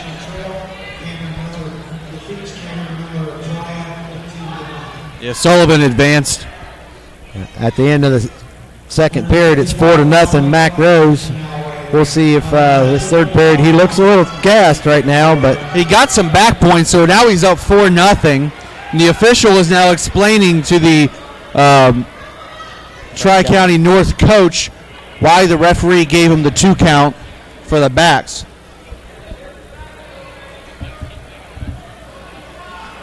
which gave both wrestlers a little bit of a rest, because I tell you what, they've both been working hard these last 2 periods. They both are breathing heavy, look a little tired.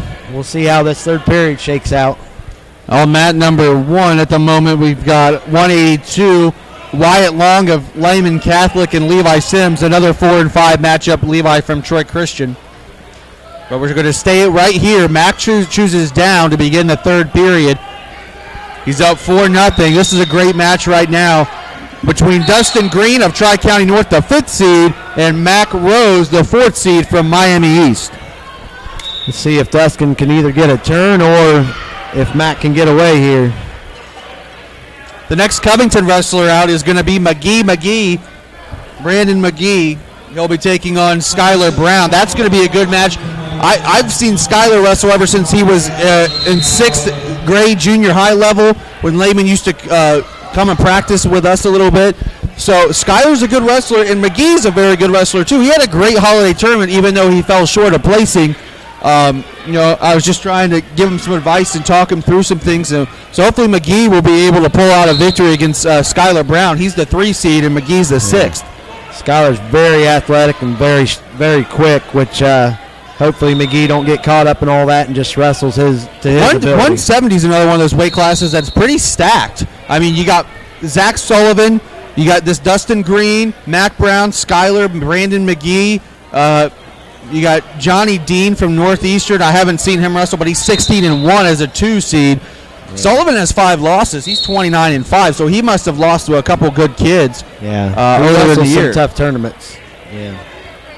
Yeah, we know that Ryan Ford and Jared Ganger. They both wrestled at the Ironman, the toughest tournament in the country all season long, and they both placed. I believe Sullivan was at the Ironman also. He was. I don't remember what Sullivan placed. I know he placed, though. That's a fact.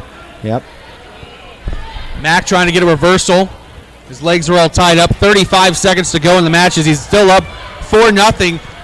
Top guy could get hit for stalling here for just hold on the legs, but the official's going to call a stalemate. Yep. They call that stalemate this time. Next time it might be a stall. And Green's going to let him up, so he's going to give him one. It's 5-0 with 30 seconds to go in the match. Here's that desperation move here. Somebody's going to try to throw or tie Put up him on here. his back.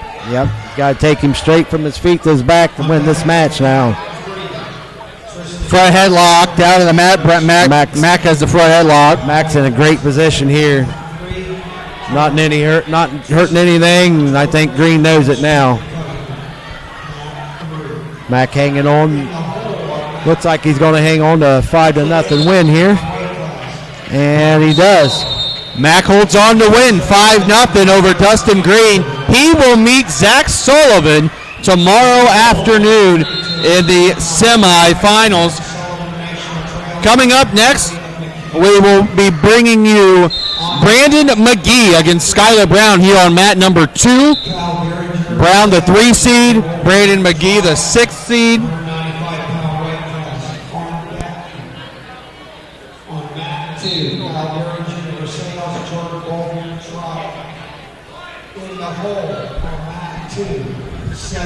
Holding up here. Waiting on the second ref.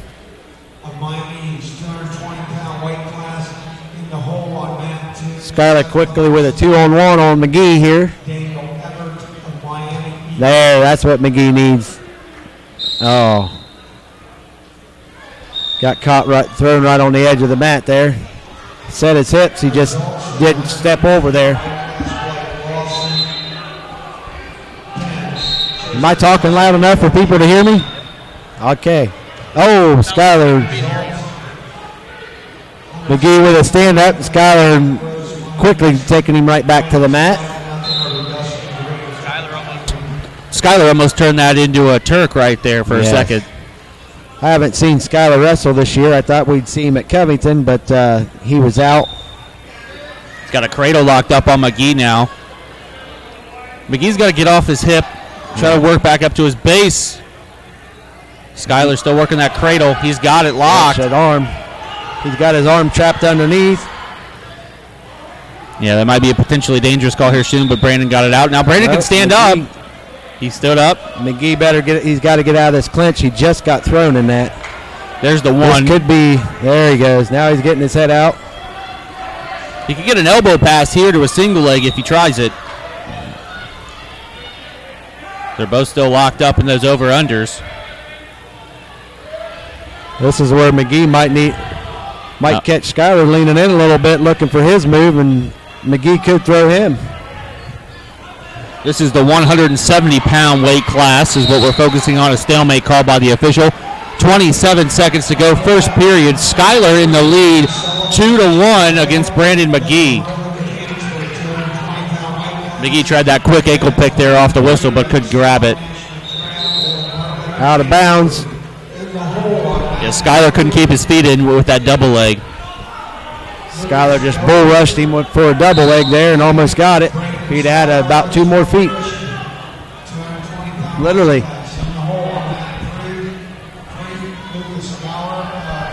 Counting down with 5 seconds to go in the first period.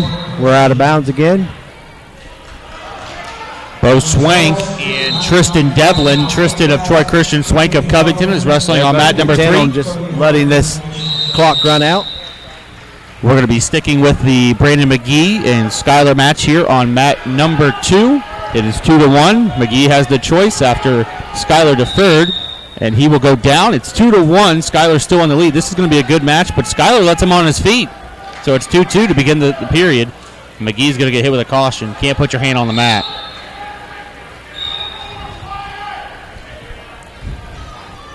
I think he was anticipating a quick shot there. Tried to keep his hands down low. Ooh, McGee with a quick comeback. Don't get caught up in it. Nice. McGee trying to get physical with him.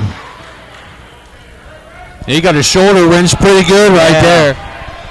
McGee getting physical with the throws here and not giving him anything easy. This is turning into be a pretty good little match here. He needs to stay out of the tie-up with Brown, because if he gets in that tie-up, he may get thrown. Brown likes to throw people, and McGee just needs to work his shots. If he's going to tie up, you need to, as soon as Brown brings that arm in, he needs to hit a slide by quick. He needs to stay out of the tie-up. Head-to-head out here instead of ear-to-ear is where he needs to stay if he wants to tie up. McGee works a better out there. McGee being quicker than most people give him credit for, too. He's pretty fast for a big guy. Yeah, he is. He has been since junior high. A minute 5 to go here in the second period. We're still knotted up at 2 apiece. Number 6 seed Brandon McGee from Covington and number 3 seed Skylar Brown. McGee just got hit for stalling, and he threw Brown out of bounds. Tried a head and arm there. McGee stepping in. There's McGee trying to use his Skylar's aggression against him. He's got to keep circling so he doesn't get hit for stalling again. That's why he got hit. He was backing up a little bit, but I think a lot of that had to do with Skylar pushing into him. Yeah. He gets him leaning, and Skylar looking for what he wants, and he can catch something. McGee gets to keep the pressure on here very much. Skylar's been, in the past, has always been known to gas a little bit in that third period in close matches, so hopefully McGee can keep on him. 30 seconds to go, second period. We're still knotted up at 2 apiece. If you're Skylar and it's still tied going into the third period, you would want to go down, correct? I would say yes. He's pretty quick on getting off the bottom. We'll see if McGee can hold him. But McGee being very good at throwing his legs in and holding guys, so if he can get his legs in before Skylar gets to his feet, it could be an interesting third period. Skylar looks like he's starting to gas a little bit now. He was a little slow getting back to the center circle. And this is where McGee needs to keep working hands inside and start circling. Already been one for stalling here. And there will be the end of the second. Now Skylar's backing out. Yep, no call from the official of stalling, but it is Skylar's choice, and he is going to go down to begin the third as we are tied up at 2-2. You're 170 pounds. The third seed, Skylar Brown, and 6th seed, Brandon McGee. He got hit for a caution already. Yes. Let's see if McGee can hold him down and get a leg in here. He gets some legs in there, then McGee does a pretty good job. Oh, he did a good set. McGee's in trouble. Yep, Skylar didn't follow around. If he can get both boots in, McGee got almost. Oh, they're still showing control. Yep, nothing yet. Skylar will now he gives him a reversal. He had that cradle locked up. Yep. He let him go. It's 2-1. 4-3. 4-3 now. 1:35 to go. McGee's got to work. He's only down by a point. You don't need to throw something big. You just need to go for a simple takedown here. Yeah. And he needs to work out of this position. Keep pummeling out. I agree with you. That pummel out there to drop single would be easy. Skylar's leaning hard on one leg, not keeping his balance right underneath him. He's leaning forward and putting a lot of pressure on one foot. Try that ankle pick here again. Yeah. There it is. He's got the single. He's going to look at to finish it. Oh, but he let go of it. That was a great job. That's where he needed to lock him hands up and just lift. Get his hips underneath him and lift. Good try by McGee. Great try. The minute to go. Skylar in on a fireman's. Switch to a double. McGee working. He had the bail right there. He gave up 2 with under a minute to go. He's down 6-3. McGee's got to get to his feet here and try to get a takedown. Skylar's going to let him go. 2-point match as they go out of bounds. 44 seconds to go. 6-4. Skylar Brown the lead. McGee needs a takedown here. He needs a big one. Stay out of the tie-up, but he goes right into it. Yep. That's where he needs to work in, though, and then let Skylar get in there and tie up, like you said. And he's got dropped to the single again. Now he needs to drive here. They gave him too quick there. That was a little iffy. That was a little iffy there. He didn't have a cradle locked up or anything. All he had was control out front. McGee now down 8-4. 12 seconds to go. Yeah. Brown now with a leg in, and he's going to get back points here at the end of the match.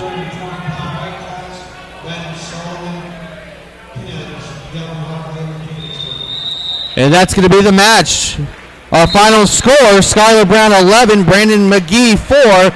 McGee looked a little bit sluggish there in that match against Skylar Brown. Yeah, I think he tried to play too much of a cat and mouse game there with him and got caught. I think he's going to have to fight back. Brown advancing. He'll take on the number 2 seed, Johnny Dean from Northeastern, tomorrow afternoon in the semifinals. I know we had another match going on with the Covington wrestler Swank and Devlin. it was Bo and Swank was up at 190. Swank had Tristan Devlin. Yes, and Devlin won. Devlin won that one.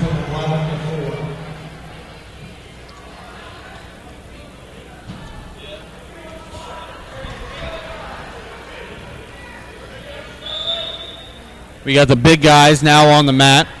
Keep moving back and forth, stay on one thing. We'll try and figure everything out.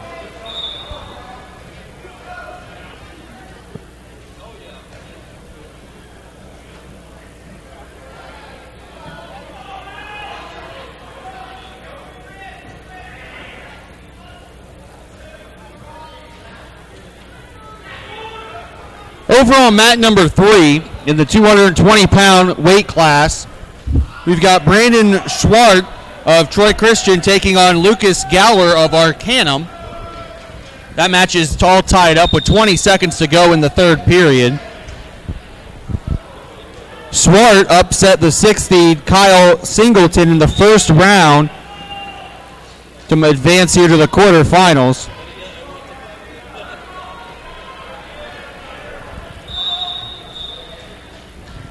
Just a note, Derringer from at 195 pounds from Versailles is about to pin his kid in the first period, and does.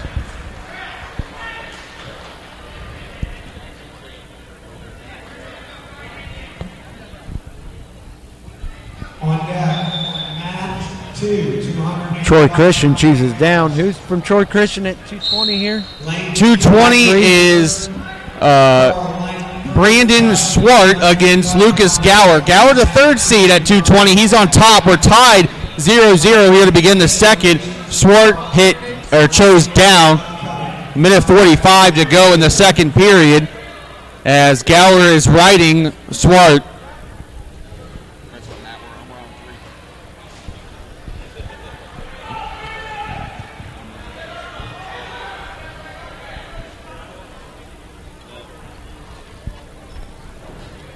Back over to 2. Wait 5 seconds and then do it. Gower doing a good job of riding on top over here. We're going to be moving the camera back over to mat number 2 as we will be having Covington's Seth Thomas taking on Miami East's Daniel Everett. Thomas beat the 5th seed Dooley in the first round from Northeastern. And Everett beats Scott from Springfield Catholic Central.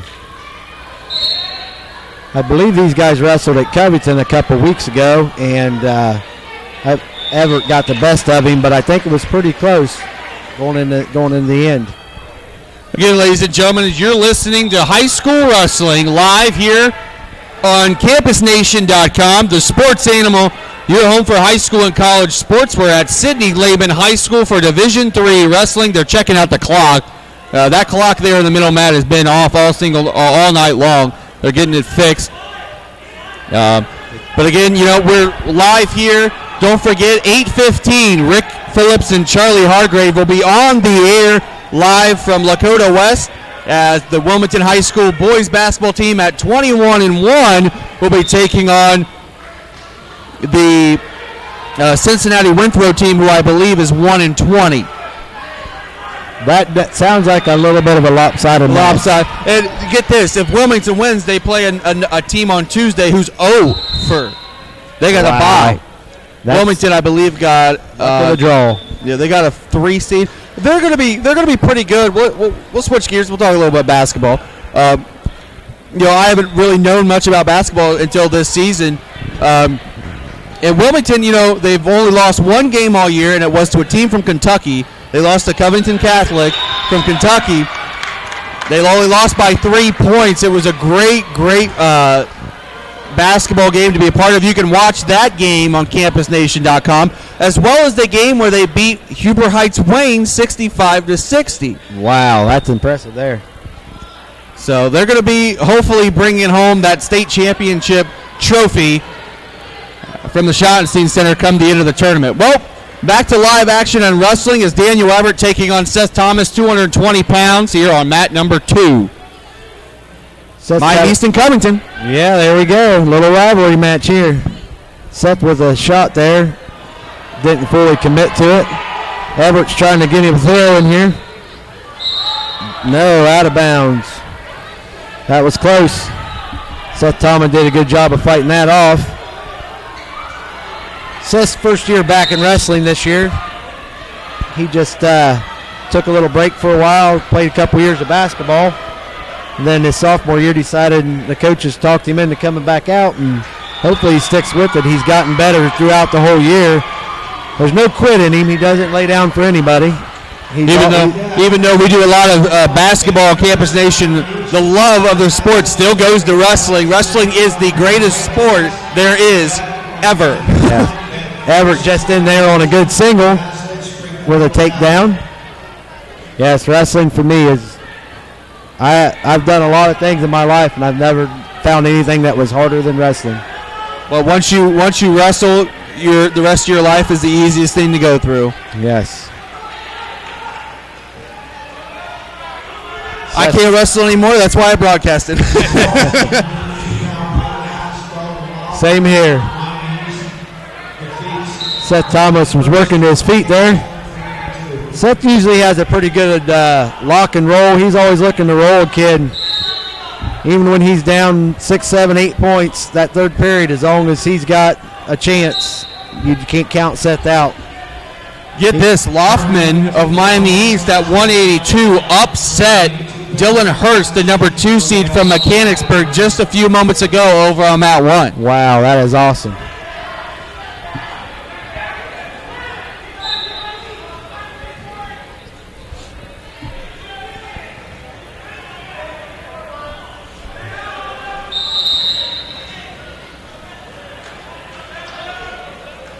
Uh-oh. Miami East is going to get sick.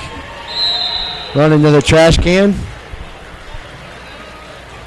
He's booting in the trash can. Hopefully that was just nerves, but we'll see. I mean, you have wrestlers that go out there and they wrestle hurt, they wrestle sick. It's tournament time. It's the road to the state tournament starting here tonight. So, I mean, even though he's probably getting sick, he's probably still going to go back out there, even though he's got injury time, which I believe is only a minute and a half. Yes. I think they were looking to change that on some things. You get 5 minutes of blood time, which only accounts for when you're bleeding. If they come over and stop the bleeding in 15 seconds, then you can have up to 3 or 4 minutes of cleaning up, yep, which we want. But I think they're looking to change some ruling around in there for some of that stuff, just for that reason, that a minute and a half doesn't give you a lot of time to recover from getting your arm wrenched or your leg twisted around a little bit, and the ref might miss it. It just doesn't seem quite fair to only get a minute and a half for that.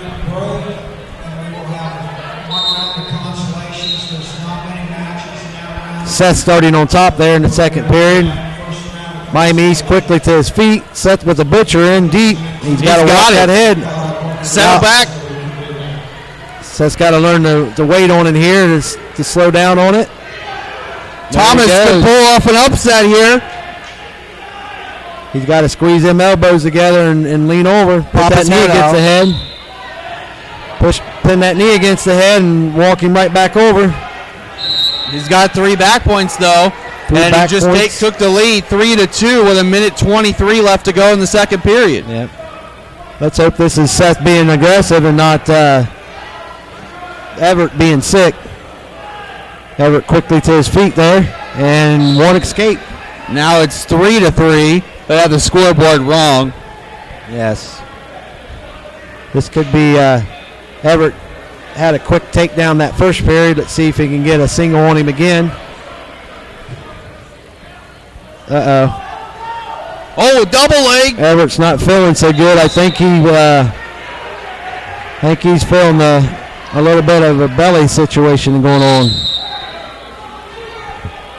Uh-oh. He don't look so good. Got some blood time on the mat. Oh, he got popped. Oh, losing the contact. All right, that's why he had a funny look on his face. He's trying to keep his contact in his eye. That's his second injury time that they've ran. Bad shot by Thomas and a go behind by Everett makes it 5-3 with 35 seconds to go in the second period. Everett in the lead. Did they start the injury time there at the beginning of that? They start injury time for like 2 seconds is what they did. And then stopped it. Wasn't that supposed to be a choice? Yeah, that should have been Seth Thomas's choice. Somebody's missing that. 20 seconds to go in the period. Seth's trying to work up. Seth's problem right now is he's got to get his head up. His head's always down, so if everybody knows anything about wrestling, when you're wrestling with your head down is not a good position to be in. And at the end of the second period, Daniel Everett has a 2-point lead, 5-3 going into period number 3 over Seth Thomas. And for getting sick in the trash can, he's getting it out pretty good here. He's keeping up the pace. He's definitely not letting off. Swart upset Gower. The Troy Christian kid upset Gower 5-0. Wow. We'll have a few of those this weekend, I think, especially in the upper weight classes. You always look for a couple here and there. We'll begin the third period in neutral as it's 5-3 Everett. Thomas just needs a takedown to tie this one up, possibly go over to overtime. Tried a head and arm, missed it. Everett was ready for him, got a quick takedown out of it. Score's now 7-3.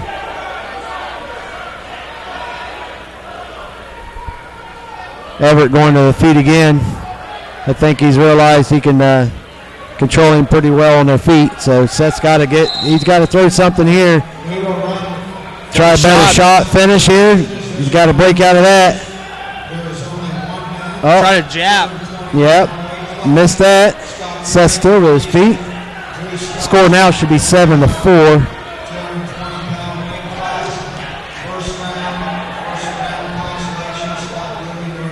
Seth working some ties. He's got to set up a better shot. He's shot twice now, just horribly here.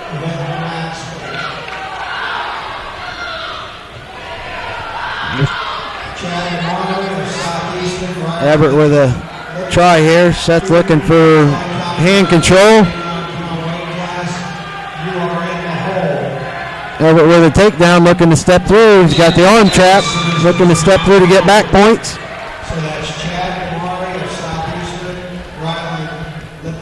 50 seconds left, 9-4. Everett in the lead. Seth's got to work up here. They'll be running one round of consolation, which should be very few matches. And I think that will conclude tonight, and we'll come back here tomorrow. We'll be on the air at 10:45, I believe. Yes, 10:45, and wrestling starts at 11. They'll begin with the second round of consolations, followed by semifinals and consolation quarters. Consolation semifinals after that, and then we'll end the day with the finals. And again, there'll be a few semifinal matches tomorrow that'll be interesting, and definitely a couple finals matches.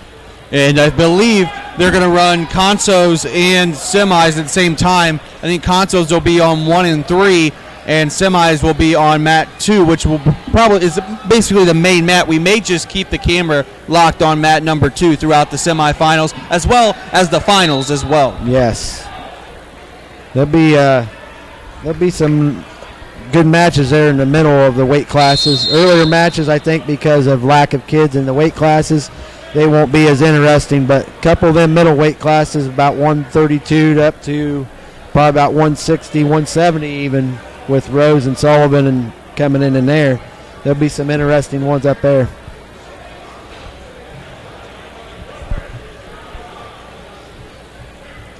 And maybe somebody can pull a big upset. I don't know what the problem is here with this match, but we're on a bit of a longer delay here.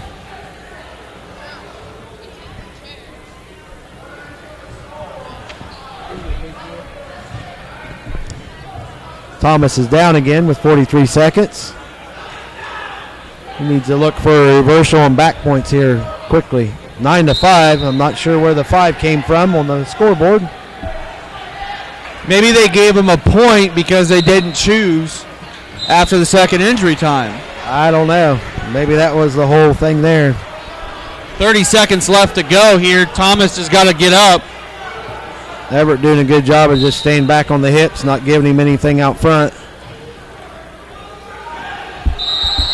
I was going to say he should get hit for stalling and does here. Everett not doing anything but hanging on a tight waist and trying to stay behind. With 17 seconds left, Thomas needs a quick reversal and some backs here fast. See if he can work his miracles. Thomas has got to work up here. Oh, he worked himself right to his back. Didn't set through on his hips there. 4 seconds left. Let's fight off his back and see if he cannot get pinned. And he doesn't. That match we're in at 12-5 for Everett,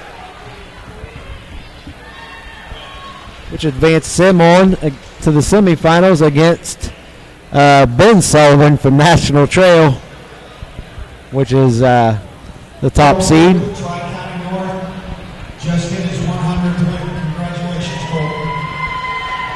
Ben Ferguson at 285 will be wrestling on mat 1. We're going to stay on mat 2 because Covington is going to be up. It'll be Carl Langford against Lane McKinney. McKinney is the number 3 seed out of the 285-pound weight class. Langford, the number 6 seed. He's 14-12, and McKinney is 28-9. Add 1 win to that. That's 29-9.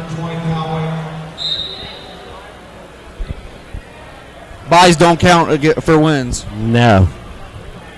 Forfeits do, but buys do not. Only if you win the next round. Then they count for team points.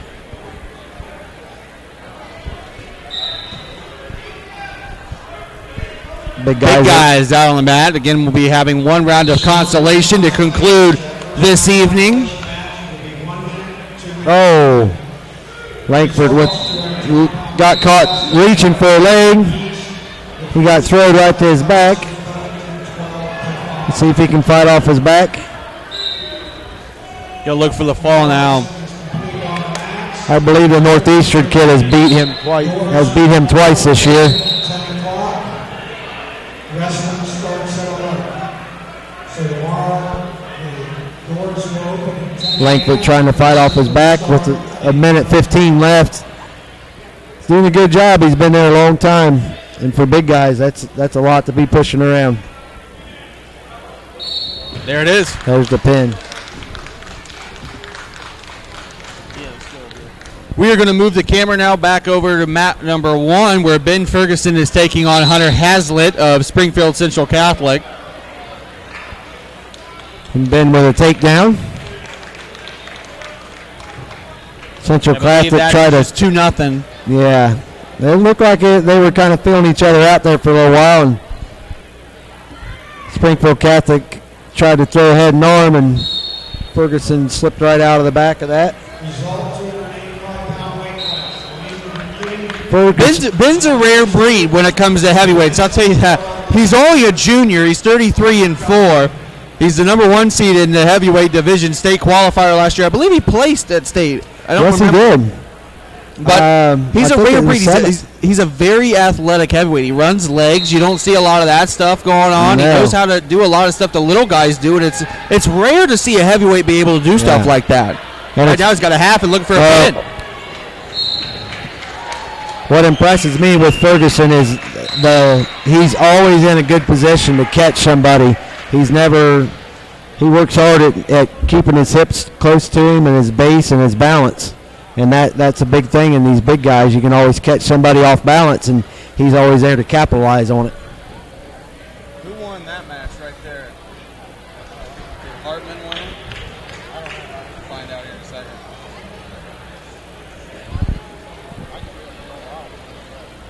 They're only going to run one round of consolation.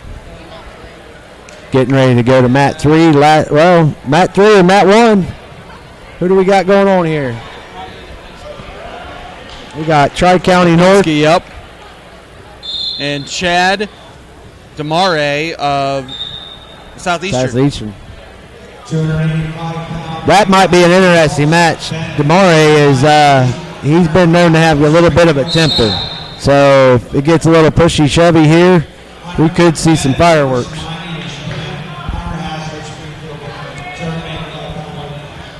He's been known to give a few extra shoves out of bounds, and that makes for interesting matches. Gets the fans involved, and everybody gets a little antsy about see what's going to happen. Some oohs and ahs when it comes to Yeah. heavyweights. Feel the floor shake. Puts the refs on the spot a little bit there. Keep control.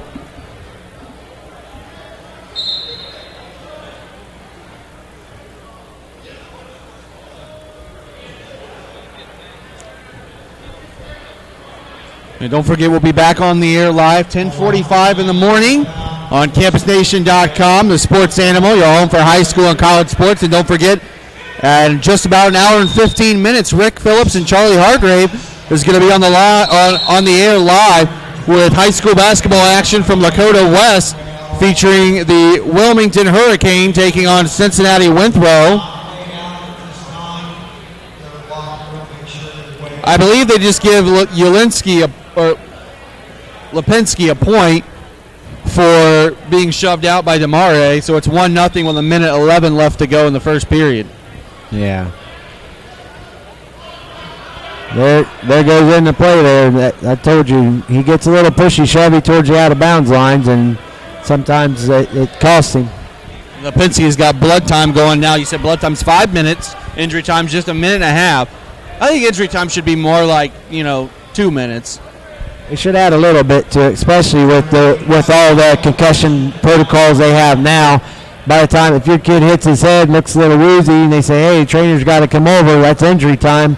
They start it by the time the trainer has to go through his steps to see if you're able to go back out there again. Your injury time's up. It puts a lot of pressure on the trainers to hurry up and get done what they need to get done. Is that why me and you were so messed up? Because they didn't have that back in the day, and me and you both hit our heads so many times on the mat. They just let us be woozy anytime we wanted. Again, you're listening to High School Wrestling live on campusnation.com, the sports animal, also on buckswrestling.com. I'm AJ Ganger. Randy Sowers with me. We had Ben Robinson on earlier. He's on camera right now doing camera duty. And a fine job he was doing. We had your son and your daughter doing it earlier, didn't you? No, my son and his daughter. Oh, Ben's daughter. Yeah, I don't have any girls. Man, that's a shame. No, it's not. I've got nieces, I've got friends with daughters, and I'm glad God blessed me and didn't give me one. Just throw your boys out on that mat, right? Just saying. 30 seconds to go in the first period. Lipinski's up 1-0. And that was on the penalty point for pushing out of bounds. There's a little flop. Consolation rounds are a little different. The first period will be 1 minute long, and the second and third period will be 2 minutes. That's when we get into consolations. We're still in the championship bracket right now in the quarterfinals at 285. I'll have a bracket with me tomorrow, as Ganger does with him. But we'll have to see. I bet you there's probably only several matches for this Consi round. It should go pretty quick. The lower weights weren't full enough. I doubt we have a consolation match down on the bottoms in the lower weights. We can recap some stuff at that time. Yeah, we can go through some things. Well, definitely, as you know, wrestling through high school and that the 106-pound class at our sectionals has always been weak. There's been good wrestlers. I shouldn't say weak. There's been good wrestlers, but just light. Well, you've got 8 or less kids in 106, and almost every single one of them make it out. I've seen where when I was wrestling, it wasn't 106, it was 103, and I've seen where it was. They had 4 kids, so all 4 kids made the district. So they didn't see each other till till the semis, and I've seen it before where there was 5 kids, and one kid was going to get left out, and that's kind of a bummer too when you know you're one of 5 if you're that kid that just gets left out. You can't win just one match. Right. Lipinski, he got a takedown towards the end of the first period. He's up 3-0 with 1:40 to go as he's on top, right in Demare at the moment.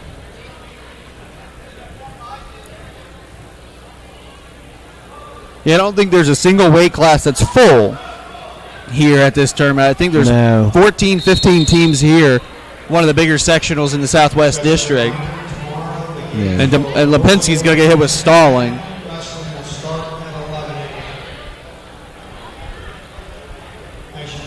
Yeah, they used to send about 16 or 17 of them, and I think they cut that back. The first year Sidney Lehman had it, I think there were 17 or 18 teams here, and they had a couple wrestle-ins. And Covington used to host sectionals.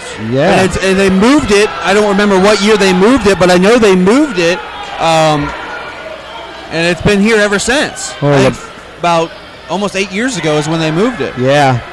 They moved it because they were making the sectional bigger, but now they've dropped the teams back down.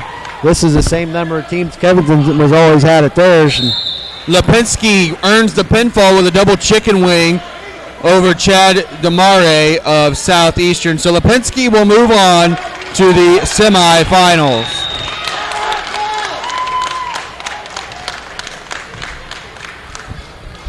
We're going to take they're going to be taking a short break here. I'm going to try to fill out the rest of this bracket, and we'll get into the matches that are going to be a semifinal match.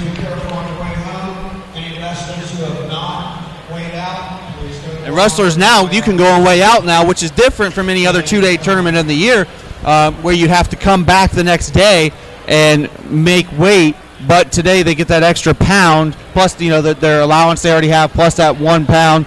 Just to weigh out right now, and you see a lot of wrestlers now are like that are going to wrestle tomorrow. We're going to go weigh out right now so we can go home and we can eat. Yes, that's and from what I've been talking to other coaches now, I always thought that was kind of a silly rule. They put the rule in all year long, and then they change it towards the end of the year. When it comes sectional, district, and state, there's always weigh outs.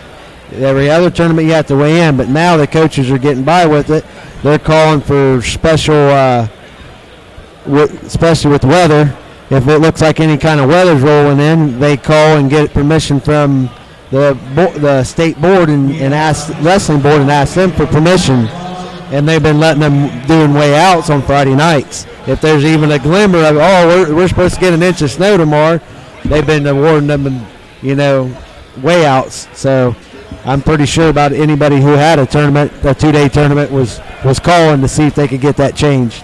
Well, Covington, they had a pretty good night, so to speak. They got a few people into the semifinals, most notably Jared Ford from Covington. He didn't have to wrestle a single match tonight, and he's gotten into the semifinals. He'll take on 3-seed Tyler Wetzel of Mechanicsburg tomorrow afternoon in the semifinals. Michael Surgeon from Troy Christian's in the semifinals. He'll take on Kyle Webecker of Versailles. He's a freshman. Michael Surgeon is a sophomore and a state placer last year, I believe, as well. Yes. At 120 pounds. And Webecker upset the number 4 seed Coleman Ryan from Covington. He got beat by Webecker. Yeah, he'll be in the consolation tomorrow.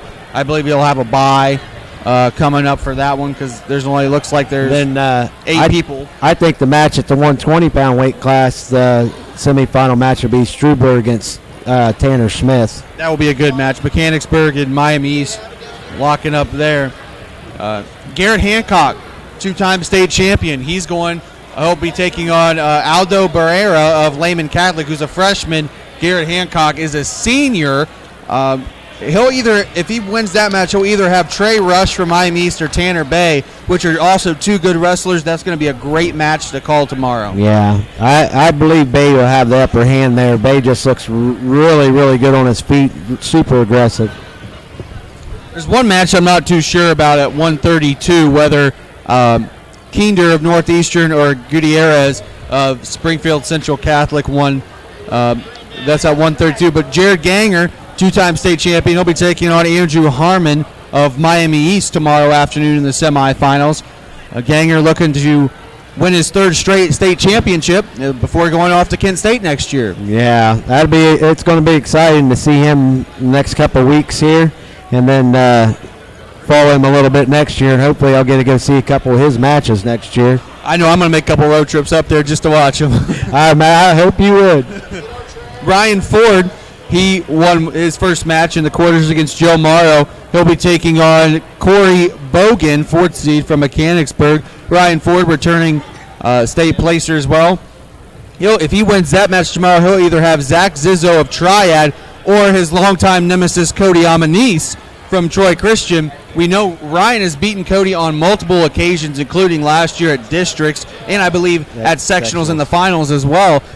So he's no stranger to Cody Amanise, so that could be another great finals match at 138. Yeah, and every match he wrestled him, they got closer and closer. So I don't believe they've wrestled this year yet. So it ought to be interesting to see how that turns out tomorrow.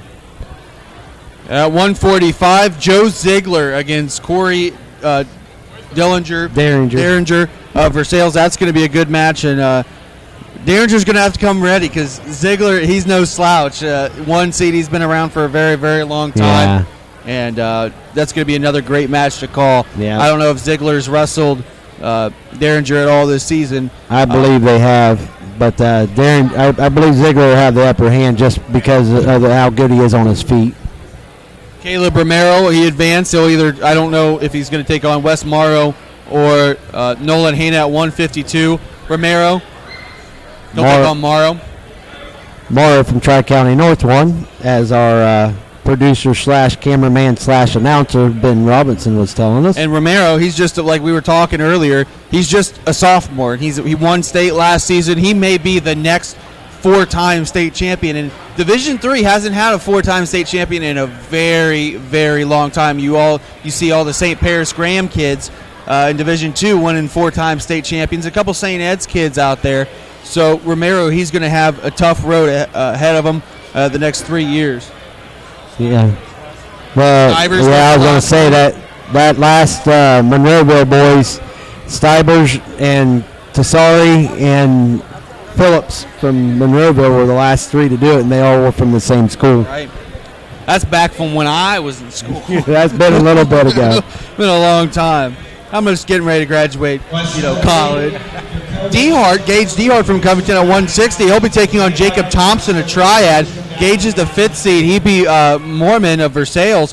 Dehart, he wrestled pretty good tonight, and he's going to have a tough one tomorrow afternoon, so he's going to have to, step up his game a little bit going into the semifinals tomorrow. Yeah, I haven't seen Thompson wrestle this year, but I know he's pretty strong. He's pretty quick on his feet. Dehart, he'll have to work off the bottom a little bit better tomorrow to be able to win that match. I think Logan Hartman beat Sean Drew in the other quarterfinal match, and we're still waiting for Cannon Barry's results against Jake Earhart. I think Barry pulled that one off. He's the number 3 seed. Yeah. In the 160-pound bracket. It's a lot of work keeping up with everything all at the same time. Yeah, trying to commentate matches and keep up. Maybe we need a statistician over here. Yeah, I think we may need to get one. But also, 170, we do have all those.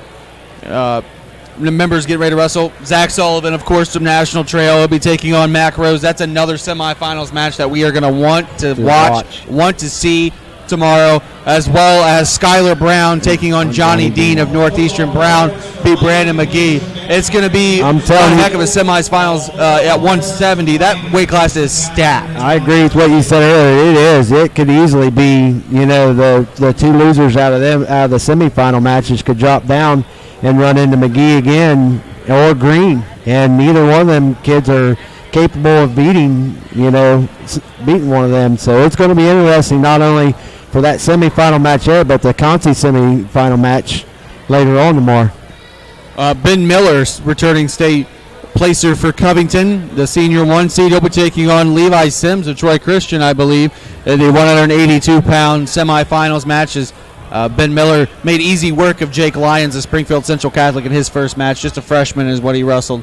So, but Ben Miller, I told him today he's got a chance to get in that state finals this year at 182 and put on a show. It's his last season. He's a return to state placer.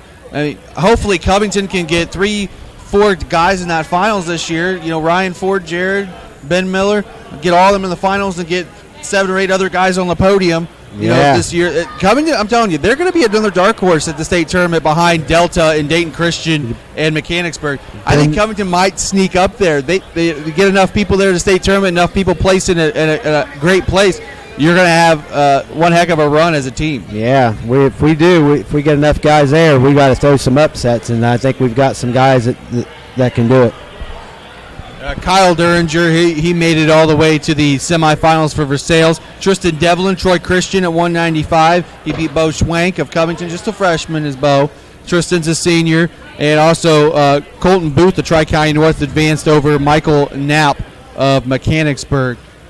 So, overall, that's at 195. I think Duringer will probably have that one wrapped up. Yeah, I'm just going to go out on a limb here and say it'll be Tristan Devlin against him if Devlin wrestles the way that I've known that he can wrestle for years. Yeah. And go out there and try to compete. Yeah, it just depends on which kid shows up. When he wants to wrestle, he is very, very tough to beat.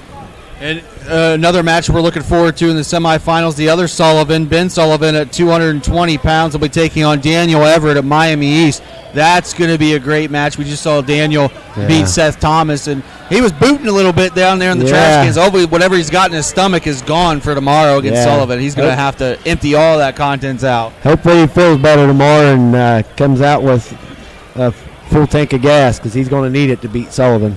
And, a dark horse right now, he's upset 2 seeded wrestlers.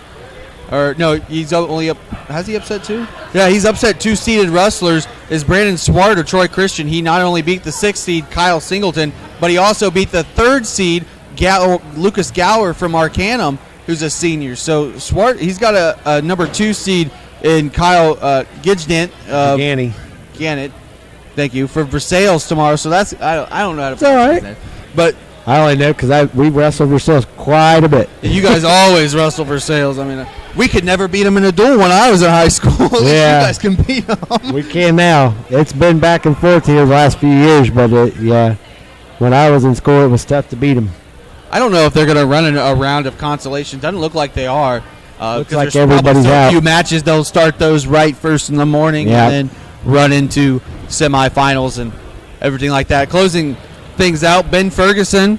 He'll either have Grant Keller or Hartman of Mechanicsburg at 285.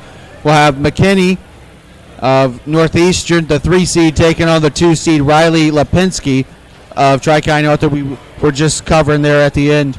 Lipinski, he's been around for a long time. He's a pretty good wrestler. Yeah. But I think him and Ferguson, that's going to be a good match. Like we talked about, Ferguson's athletics. You got me saying it's tongue-tied. Anyways, Ferguson's ability, that's an easier word to say. Ferguson's ability as a heavyweight, riding legs, taking shots on these big guys, it's just amazing to sit there and watch and to be able to do some of the things that the 106-pound guys can do. It's amazing to see what they can pull off as a heavyweight. Yeah, I mean, like I said, he's just really he's one of those heavyweights you just don't see. Even the good ones, they always get a little off balance and stuff. He just doesn't usually seem like he's off balance at all anywhere. Tomorrow's going to be another big day here at Division III Sectionals. Not only are we going to have more wrestling for you, but towards the end of the day, we're going to try to get some interviews, not only with a couple of the Covington wrestlers, but hopefully we can grab some of the Miami East wrestlers, a couple Mechanicsburg wrestlers, just a couple people that we can grab and bring them up here and get them an interview. I'll tell you what, kids, they eat stuff like this up. Parents eat stuff like this up. Everybody, I'm telling you, this is the next big thing that's coming around is Campus Nation. And, campusnation.com. We're everywhere. Like I was telling you earlier, we have a basketball game at Lakota West that's getting ready to go on the air in just about an hour's time as Rick Phillips and Charlie Hargrave will be bringing you that first round matchup game in the basketball tournament with Wilmington taking on Cincinnati Winthrop. So that's going to be, exciting. We got that. We're hopefully going to expand our market up here. with Covington and the rest of the CCC and get everyone involved. I mean, Campus Nation, we're growing constantly, and it's great to be in partnership with Bucks Radio and BucksWrestling.com. Yeah, hopefully this works out good for all of us and turns into something good for wrestling. Brings a few more wrestlers out and maybe boost these numbers up. I mean, I did that interview with Cameron Kelly earlier from Brookville. Very tough kid. They were at a tri-meet with Wilmington and Blanchester, and I did an interview with him. Our numbers were outstanding for that night. And even just doing basketball for Wilmington High School, you know, we had 589 people watching Wilmington play Wayne live on our website and had almost 3,000 page views as well. So Campus Nation's out there. We're expanding. We're trying to do anything and everything we can. And spring's right around the corner. We're going to try to hit Wilmington High School and Clinton Massey and East Clinton, places like that for baseball. Hopefully up here with Covington doing baseball, softball, track and field. Covington doesn't have lacrosse. We're going to actually try to do some lacrosse and tennis. I know nothing about lacrosse, so Rick and I, we're going to have to study up on how to. There you go. You might have to go watch some old games or something, huh? I heard that lacrosse is a mixture between football, soccer, and field hockey. So you throw three sports together and you have lacrosse with sticks. There you go. Well, we're going to close out our broadcast here this evening, ladies and gentlemen. You have been listening to Covington Buccaneer Wrestling and Division III Sectional Wrestling live on CampusNation.com. The Sports Animal, your home for high school and college sports. I'm AJ Ganger. That's Randy Sowers. The video will be up online on Monday for both days. Good night, ladies and gentlemen. We'll see you here tomorrow, 10:45. Don't forget to tune in tonight for high school basketball on Campus Nation. 8:15, Rick Phillips and Charlie Hargrave will have you there. Good night, ladies and gentlemen.